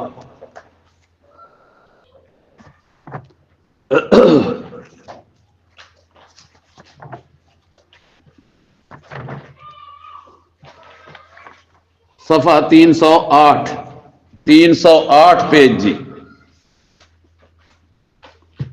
یا ایھا الناس، تیسری سطر اوپر سے، تیسری سطر اوپر سے. یا ایھا الناس، اے انسانوں. ضرب مثل فاستمعوا لہ، بیان کی گئی ایک مثال، اچھی طرح کان لگا کے سنو. ان الذین تدعون من دون اللہ، بے شک وہ جن کو تم پکارتے ہو اللہ کے سوا، لن یخلقوا ذبابا، وہ نہیں بنا سکتے ایک مکھی. لن یخلقوا ذبابا، نہیں پیدا کر سکتے ایک مکھی. ولو اجتمعوا لہ، چاہے وہ اس کے لیے سارے اکٹھے ہی کیوں نہ ہو جائیں. بنانا تو دور کی بات ہے. ان یسلبہم الذباب شیئا، اگر مکھی ان سے کوئی چیز چھین کے لے جائے، لا یستنقذوہ منہ، نہیں چھڑا سکتے وہ سارے مل کر بھی اس مکھی سے وہ چیز. ضعف الطالب والمطلوب، کمزور ہے طلب کرنے والا بھی اور کمزور ہے جس سے طلب کی جا رہی ہے. مانگنے والا بھی کمزور، جس سے مانگا جا رہا ہے وہ بھی کمزور. اللہ نے مثال دی مکھی کی کہ یہ سارے پیر فقیر بزرگ ولی مل جائیں، مکھی بھی نہیں پیدا کر سکتے. پیدا کرنا تو دور کی بات ہے، مکھی کوئی چیز چھین کے لے جائے تو اس سے واپس بھی نہیں لے سکتے، نہیں لے سکتے. مکھی سے وہ چیز چھینی ہوئی واپس بھی نہیں لے سکتے. اللہ نے دی مثال مکھی کی، تو کہنے لگے کہ یہ کیسا اللہ کا کلام ہے کہ مکھیوں کی مثالیں ہیں؟ یہ کیا اللہ کا کلام ہو سکتا ہے؟ اللہ تو بڑے ہیں، مکھی تو حقیر سی مخلوق ہے. دوسرا اعتراض کیا کیا؟ مثالیں دی ہیں قرآن کریم میں اللہ نے عنکبوت کی، وہ بھی ذرا دیکھ لو. آج میں نے کوئی بحث نہیں کی مکھی کی متعلقہ اس آیت پہ، کوئی بحث نہیں کر رہا. انشاءاللہ پھر جب اس کا حوالہ آئے گا تو اس پہ بحث بھی کروں گا کہ یہ سارے مل جائیں تو بنا کیسے نہیں سکتے، اور مکھی کوئی چیز چھین کے لے جائے تو اسے چھڑا کیسے نہیں سکتے. نکالو صفحہ اپنا پارہ نمبر 20 آخری صفحہ، 20ویں پارے کا بھی آخری صفحہ نکالو. یہ آپ نے نکالا تھا 17ویں پارے کا، اب 20ویں پارے کا آخری صفحہ نکالو. صفحہ 362، نیچے سے چھٹی سطر پہ غور کرو. مثل الذین اتخذوا من دون اللہ اولیاء، 21واں پارہ شروع ہو رہا ہے 20ویں پارے کی آخری چھٹی سطر نیچے سے گن کے. مثل الذین اتخذوا من دون اللہ اولیاء، مثال ان لوگوں کی، ان بزرگوں کی جن کو بنایا بنانے والوں نے اللہ کے سوا اپنا ولی، اپنا اولیاء کار ساز. ان کی مثال کمثل العنکبوت، مکڑی کی مثال ہے، ببوا کی مثال ہے. اتخذت بیتا، اس نے بنایا ایک گھر. وَإِنَّ أَوْهَنَ الْبُيُوتِ لَبَيْتُ الْعَنْكَبُوتِ، سارے گھروں میں کمزور ترین گھر اس عنکبوت کا گھر ہے. لَوْ كَانُوا يَعْلَمُونَ، کاش کے لوگ جان لیں کہ یہ گھر بڑا کمزور گھر ہے مکڑی کا. کتنا کمزور ہے؟ سانس مارو تو گھر تباہ ہو جائے. کبھی غور کیا ہے؟ یہ جو جالا بناتی ہے نا مکڑی، کبھی کھلی جگہ پہ جالا نہیں بناتی، مضبوط چھت کے نیچے بناتی ہے، مگر مضبوط چھت پہ اس کو بھروسہ نہیں. یہ کہتا ہے عنکبوت کہتا ہے یہ تے چھت ڈھہ سکدا، میں مر سکدا، پر میرا جو بنایا ہوا گھر ہے نا یہ بڑا پکا ہے. اپنے گھر پہ اعتبار ہے، ٹھیکیدار کے بنائے ہوئے گھر پہ اعتبار نہیں. مشرک کو بھی اپنی جس کی قبر خود بنائی، جس کو خود نہلایا، خود کفنایا، خود اٹھایا، خود دفنایا، اس پہ اعتماد ہے اور اللہ مضبوط پہ اعتماد نہیں۔ کمزور اتنا ہے کہ پھونک مارو تو گر جائے، ختم ہو جائے، پانی کا چھینٹا مارو تو گھر تباہ و برباد ہو جائے، اتنا کمزور۔ مکے والوں نے کہا یہ قرآن اللہ کا کلام نہیں، اگر یہ اللہ کا کلام ہوتا تو مکڑیوں اور مکھیوں کی مثالیں نہ ہوتی۔ اعتراض سمجھ آ گیا جی؟ اب ان دو اعتراضوں کا جواب سنو، پہنچو اپنے مقام پہ۔ پہلا اعتراض کیا تھا کہ یہ اللہ کا کلام نہیں، محمد کریم نے خود بنایا ہے یا کسی سے سیکھ کے آ جاتا ہے۔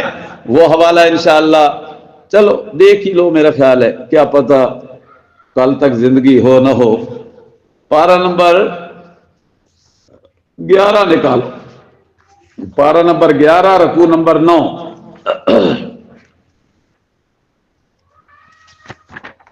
پارہ نمبر 11 اور رکوع نمبر 9، 193 صفحہ جی۔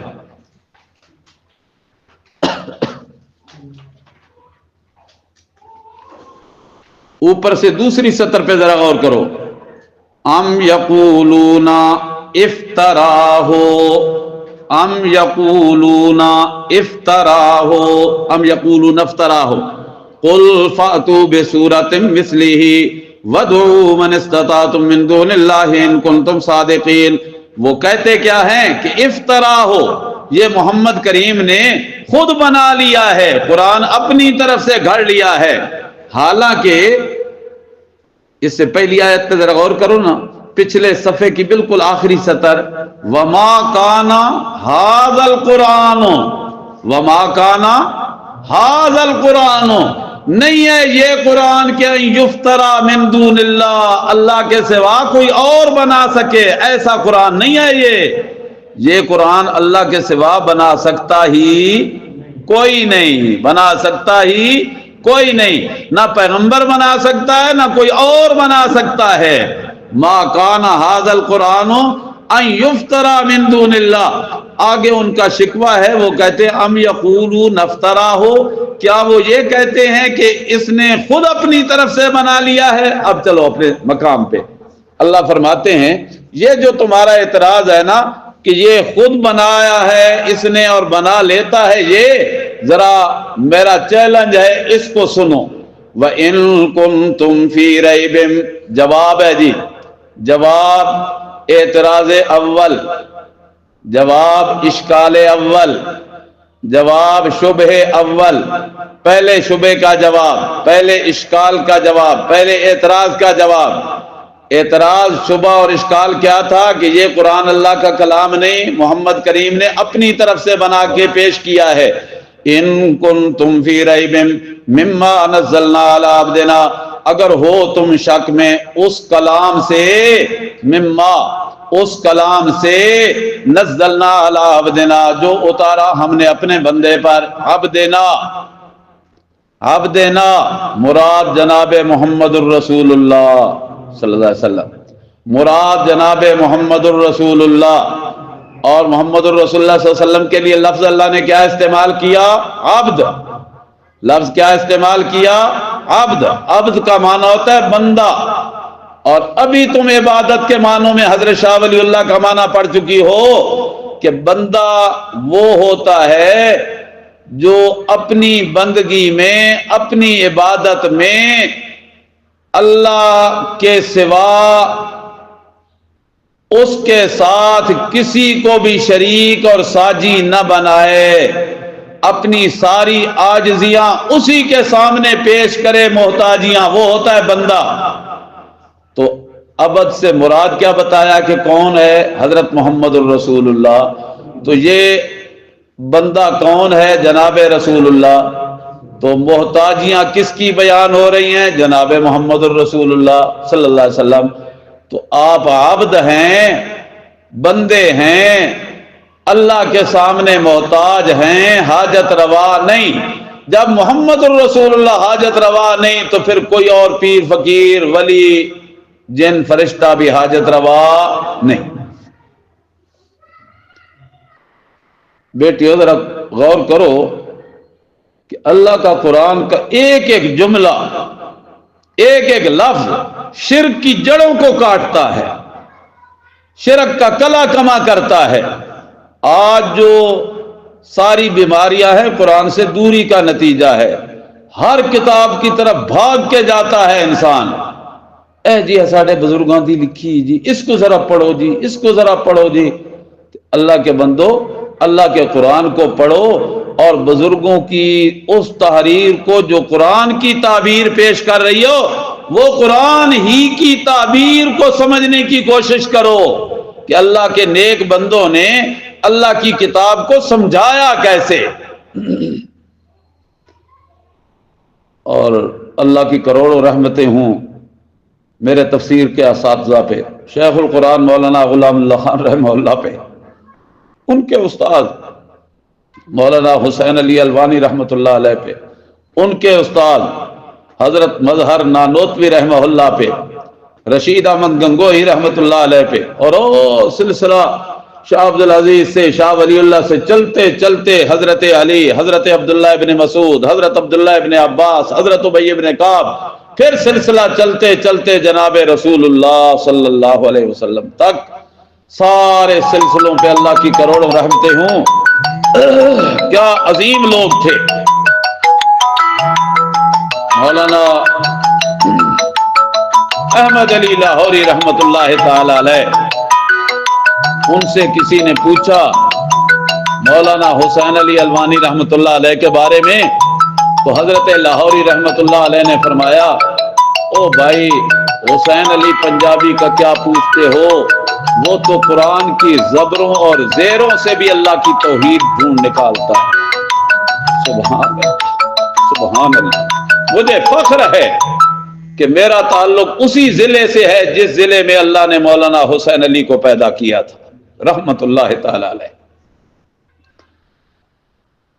جی علی عبدنا، اور کلمہ جو پڑھتے ہو نا، اشہد ان لا الہ الا اللہ وحدہ لا شریک لہ واشہد ان محمدا عبدہ ورسولہ، یوں نہیں کہ اشہد ان محمدا نورہ ورسولہ، اشہد ان محمدا عبدہ ورسولہ۔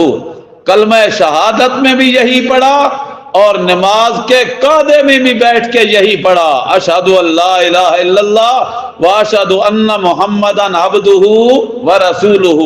عبدیت کا ذکر پہلے ہے، رسالت کا ذکر بعد میں ہے۔ عبدیت کا ذکر پہلے ہے، رسالت کا ذکر بعد میں ہے۔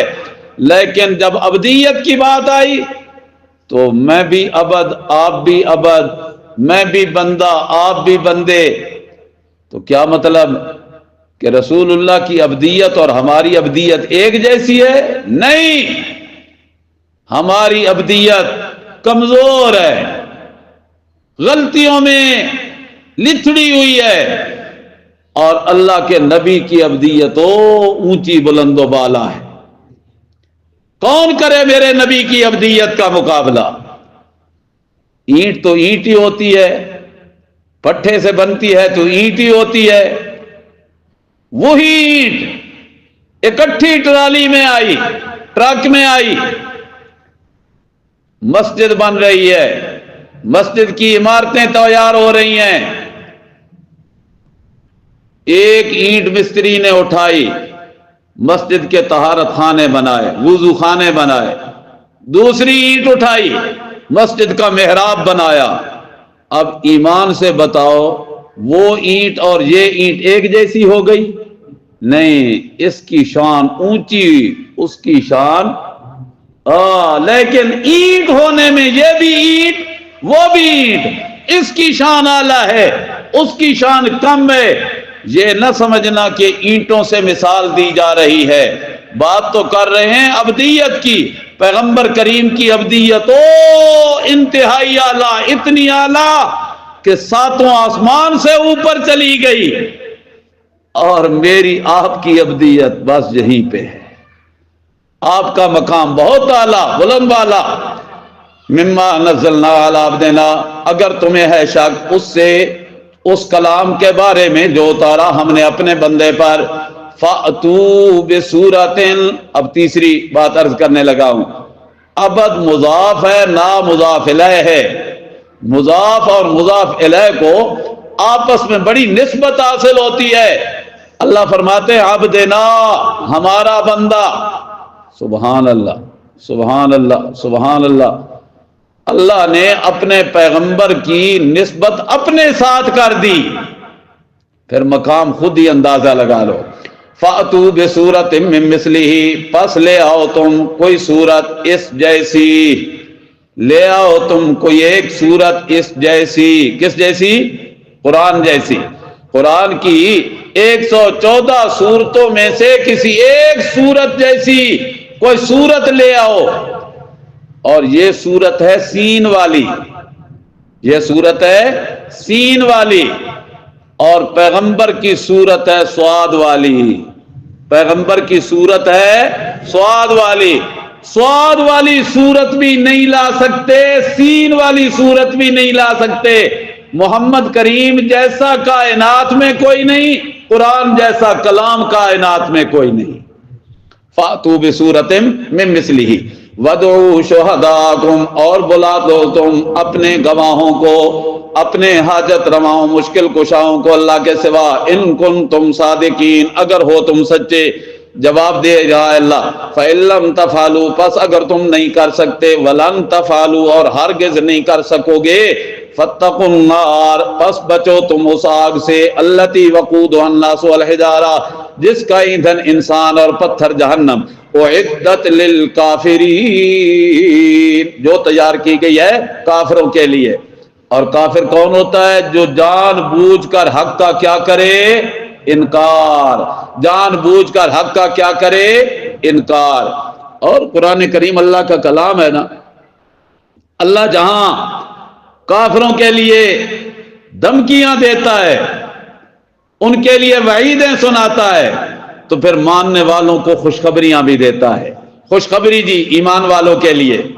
وَبَشِّرِ الَّذِينَ آمَنُوا وَعَمِلُوا الصَّالِحَاتِ، خوشخبری سنا دیجئے میرے پیغمبر ان لوگوں کو جو ایمان لائے اور عمل کیے نیک.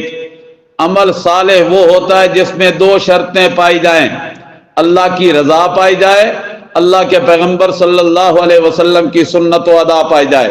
وَعَمِلُوا الصَّالِحَاتِ، اور عمل کیے نیک. ان لہم جنات تجری من تحتها الانہار، کہ ان کے لیے باغات ہیں جن کے نیچے نہریں جاری. کلما رزقوا منہا، جب بھی رزق دیے جائیں گے اس سے، من ثمرۃ رزقان، پھلوں سے رزق، روزی کا انتظام. قالوا، وہ کہیں گے اہل جنت، ھذا الذی رزقنا من قبل، یہ تو وہی ہے جو رزق دیے گئے ہم پہلے، یہ تو ابھی ہم نے کھایا ہے، ابھی ہمیں ملا ہے پہلے، پھر دوبارہ لے آئے ہو فرشتوں. اتو بہ متشابہا، یہ تو اس سے ملتا جلتا ہے، رنگت ایک جیسی ہے، یہ تو وہی تم اٹھا کے لے آئے ہو، متشابہ ہے اس کے، اسی جیسا ہے جو ابھی ہم نے استعمال کیا.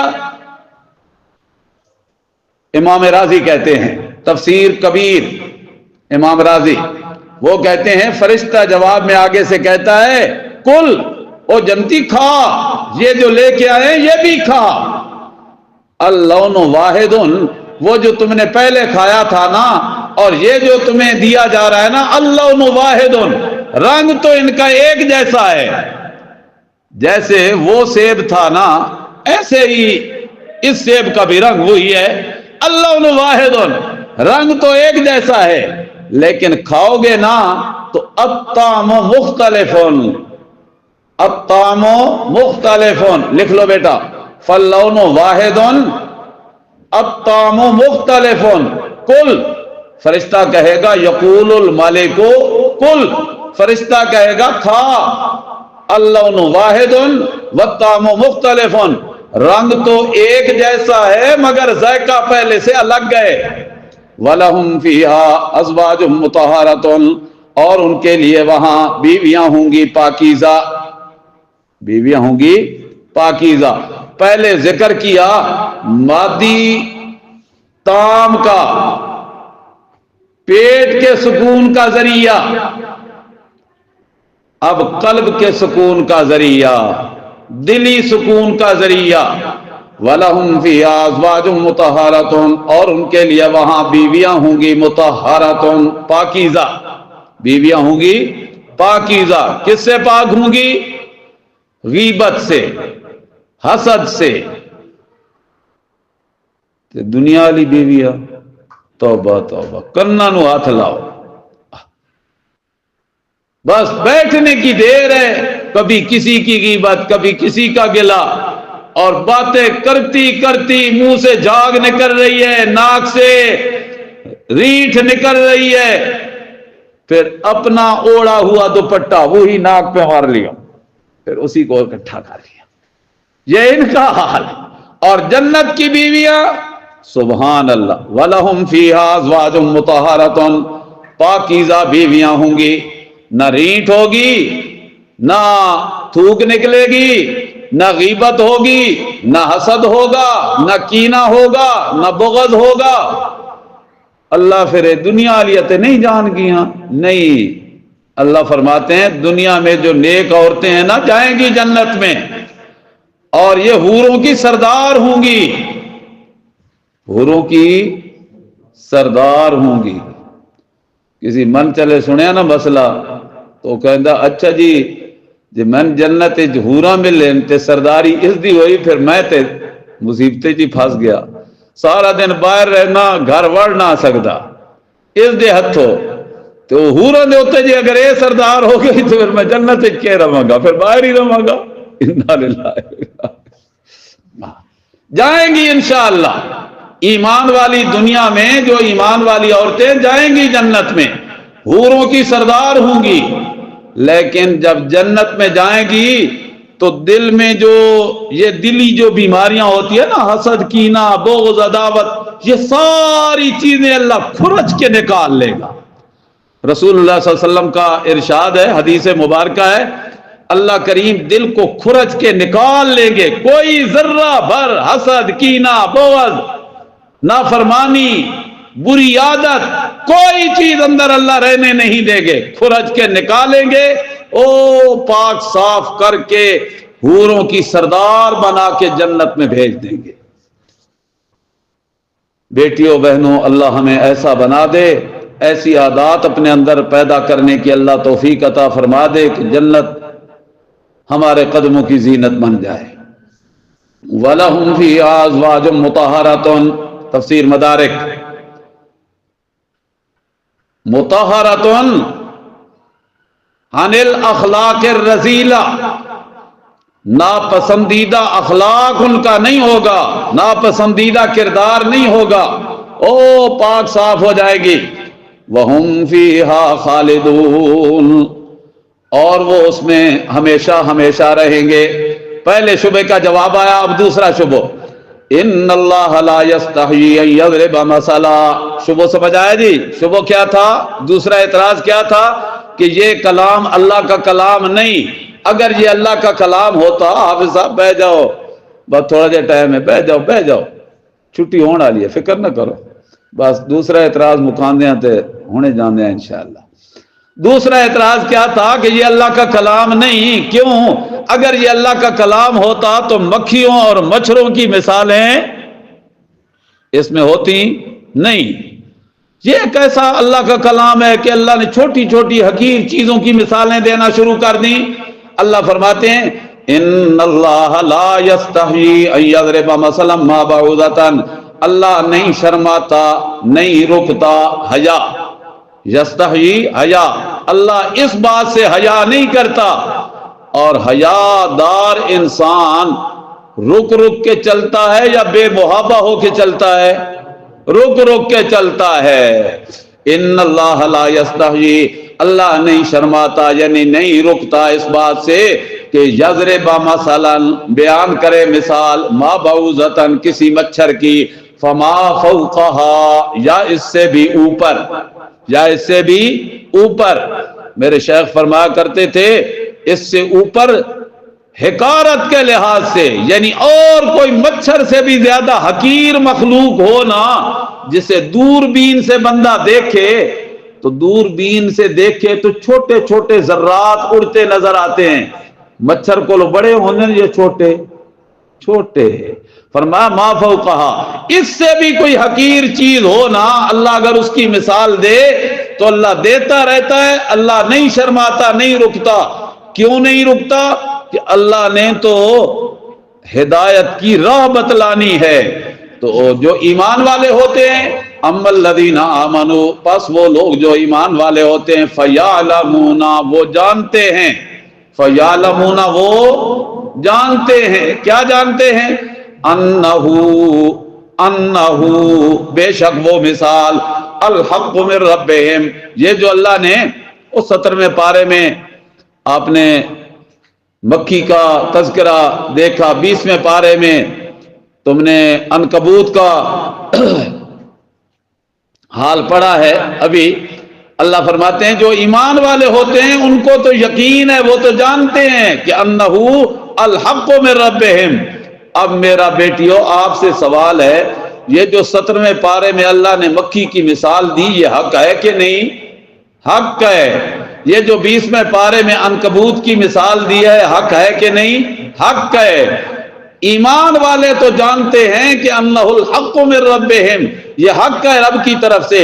وَأَمَّا الَّذِينَ كَفَرُوا، اور وہ لوگ جنہوں نے کفر کیا، فَيَقُولُونَ، وہ کہتے ہیں مَاذَا أَرَادَ اللَّهُ بِهَذَا مَثَلًا، کیا ارادہ کیا اللہ نے اس کی مثال دینے کا، ان مثالوں سے اللہ کیا چاہتے ہیں؟ یضل بہ کثیرا ویہدی بہ کثیرا، ان مثالوں کے ذریعے اللہ ایمان والوں کی ہدایت میں اضافہ کرتا ہے اور کافروں کی گمراہی میں اضافہ کرتا ہے۔ سمجھ آئی جی؟ لفظی معنی کیا تھا؟ یضل بہ کثیرا ویہدی بہ کثیرا، اس کے ذریعے بہت ساروں کو گمراہ کرتا ہے اور بہت ساروں کو ہدایت دیتا ہے، جبکہ اللہ کسی کو گمراہ کرتا نہیں ہے، اللہ کسی کو گمراہ کرتا نہیں ہے، گمراہ ہوتا ہے بدلہ خود۔ اللہ نے دی مثال، اور اس مثال کو سن کے جس نے کیا اعتراض، اب وہ گمراہ ہوگا یا ہدایت پہ ہوگا؟ گمراہ ہوگا۔ اس میں اللہ کا قصور ہے یا اس کا اپنا؟ اس کا اپنا قصور ہے۔ یضل بہ کثیرا ویہدی بہ کثیرا، اللہ ایمان والوں کے دل کو اور زیادہ کھول دیتا ہے تو ہدایت میں اضافہ ہو گیا، اور کافروں کا دل اور تنگ ہو جاتے ہیں، اوہو حد ہو گئی جی، ہن ساڈے بزرگاں دیاں مثالاں مکھیاں نال مچھراں نال، پھر سوچتے ہیں اوے توبہ توبہ، ایڈا وڈا گستاخ، اتنا بڑا گستاخ، توبہ توبہ۔ کہتے ہیں ہمارے بزرگوں کے کھانے سے مکھی کوئی چیز اٹھا کے لے جائے تو بزرگ اسے واپس نہیں لے سکتے، اتنی بڑی گستاخی، توبہ توبہ۔ ہم آئندہ بزرگوں کو جب کھانا پیش کریں گے نا تو پلیٹ کے اوپر الٹی پلیٹ رکھ کے دیں گے، چھاپے کے اوپر کپڑا ڈال کے دیں گے، مکھی دی کی مجال۔ پھر اتھے ایک مرید بیٹھا ہوئے گا جڑا کپڑا لے کے مکھی جھاڑدا رہے گا تاکہ مکھی قریب آئے ہی نہیں۔ تو جے مرید دی باں تھک جائے کپڑا جلتے جلتے، وہ ذرا پیچھے ہٹے تو مکھی تو ہوتی ہے طاق میں، فوراً آئے گی اور آ کے فوراً اپنی سونڈ نکالے گی، سیکنڈوں میں، منٹوں کی بھی بات نہیں۔ مرید ابھی دیکھ نہیں پائے گا کہ وہ اپنا کام پورا کر کے لے جائے گی۔ تو کہتے ہیں یہ اتنی بڑی گستاخیاں، یہ بھلا کب اللہ کا کلام ہو سکتا ہے؟ اللہ فرماتے ہیں ان کو کڑن زیادہ ہوتی ہے اور زیادہ شک میں پڑتے ہیں، یہ معنی ہے یضل بہ کثیرا، اس کے ذریعے بہت سارے کیا ہو جاتے ہیں؟ گمراہ ہو جاتے ہیں، یعنی الجھن اور زیادہ بڑھ جاتی ہے۔ وما یضل بہ الا الفاسقین، اور نہیں گمراہی ہوتی ان کے ساتھ مگر فاسق لوگوں کو۔ کن کو؟ فاسق لوگوں کو۔ فاسق ہوتا کون ہے؟ جو اللہ کی حدیں توڑ کر آگے نکل جائے، اللہ کی حدیں توڑ کر آگے نکل جائے، اللہ کی حدیں توڑنے والا فاسق ہوا کرتا ہے۔ اب یہ جو ہم نے مانا کیا نا اللہ کی حدیں توڑ کر آگے نکل جانے والا، وہ کہاں لکھا ہوا ہے؟ اگلی آیت میں ذرا غور کرو، اللہ نے اس کی تفصیل کر دی ہے۔ اس کو کہتے ہیں صفات کاشفہ، لکھ لو جی، الذین ینقضون صفات کاشفہ۔ اللہ نے وہ فاسقوں کی صفتیں ذکر کر دی، ان کا کردار ذکر کر دیا، جس سے مزید واضح ہو گئی بات کہ فاسق وہ ہوتا ہے جو اللہ کی حدوں کو توڑتا ہے۔ الذین ینقضون عہد اللہ من بعد میثاقہ، وہ لوگ جو اللہ کی حدوں توڑتے ہیں، ینقضون جو توڑتے ہیں، عہد اللہ اللہ کے وعدوں کو، من بعد میثاقہ پیچھے پکا کر لینے کے، پیچھے پکا کر لینے کے۔ ہم نے اللہ سے ایک وعدہ کیا تھا عالم ارواح ہی سے، الست بربکم قالوا بلا، الست بربکم قالوا بلا، اللہ سے ہم نے ایک وعدہ کیا تھا، اور جب دنیا میں آئے تو اس وعدے کو جنہوں نے توڑا وہ کیا بن گئے؟ فاسق۔ کیا بن گئے؟ فاسق۔ پہلی نشانی فاسق کی کہ اللہ کے وعدوں کو پکا کر لینے کے بعد کیا کرتے ہیں؟ توڑتے ہیں۔ وَيَقْطَعُونَ مَا أَمَرَ اللَّهُ بِهِ أَن يُوصَلَ، اور وہ کاٹتے ہیں اس چیز کو جس کے ملانے کا اللہ نے حکم دیا۔ دنیا میں قطع رحمی کرتے ہیں، رشتے کاٹتے ہیں، اور یہ بات ہمیں بھی سمجھ آتی ہے کہ جو قطع رحمی کرتا ہے، رشتوں کو کاٹتا ہے، وہ بڑا فاسق ہے، بڑا نافرمان ہے، بڑا گندا آدمی ہے جو رشتوں کو آپس میں توڑنے میں لگا رہتا ہے۔ بھائیوں کو ملانے کی بجائے ان کو توڑنے کی فکر میں لگا رہتا ہے، رشتہ داروں کو رشتہ داروں کے قریب کرنے کی بجائے دور کرنے میں لگا رہتا ہے۔ یہ بات تو ہمیں بھی سمجھ آتی ہے کہ وہ بڑا گندا آدمی ہے، بڑا غلیظ آدمی ہے، ٹھیک آدمی نہیں ہے، اچھا نہیں ہے۔ اب ذرا اس کا ایک بڑا باریک معنی کرنے لگا ہوں۔ یقطعون ما امر اللہ بہ ان یوصل، اللہ نے حکم دیا کہ تم میری توحید کو مان کر مجھ سے اپنا تعلق ملا لو، میری توحید کو مان کر مجھ سے اپنا تعلق قائم کر لو، میرے اس تعلق کو کاٹو نہیں، میری توحید سے خلاف جاؤ نہیں۔ لیکن یہ کرتے کیا ہیں؟ یقطعون ما امر اللہ بہ ان یوصل، اللہ کی توحید والی راہ کو چھوڑ کر اللہ سے تعلق نبھانے کی بجائے تعلق کاٹنے لگ جاتے ہیں۔ یہ بھی کون ہے؟ فاسق۔ تیسری نشانی وَيُفْسِدُونَ فِي الْأَرْضِ، اور زمین میں فساد بپا کرتے ہیں۔ فسادی کون ہوتا ہے؟ ادھر کی ادھر، ادھر کی ادھر، ادھر کی ادھر، ایک کی دوسرے کے آگے، دوسرے کیا، وہ تجھے یہ کہہ رہا تھا، اس نے آگے بات کی، وہ واپس آ کے اس کو کہا وہ یار تو تے بڑیاں اس دیاں تعریفاں کردہ سے، وہ بڑا بھیڑا بڑا برا آدمی ہے، وہ تجھے یہ کہہ رہا ہے۔ یہ اس کا دشمن بنا دیا، اس کو اس کا دشمن بنا دیا۔ زمین میں فساد ہوگا یا امن ہوگا؟ فساد۔ یہ فساد تو ہم بھی سمجھتے ہیں۔ اب باریکی والی بات کرنے لگا ہوں۔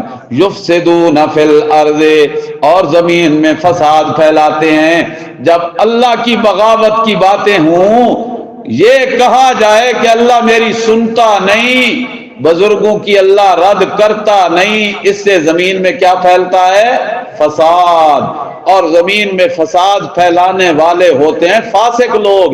اولئک هم الخاسرون، یہی لوگ ہیں خسارہ اٹھانے والے، حقیقی نقصان پانے والے، یہی لوگ ہیں۔ بس کر دئیے جی، میرا خیال ہے۔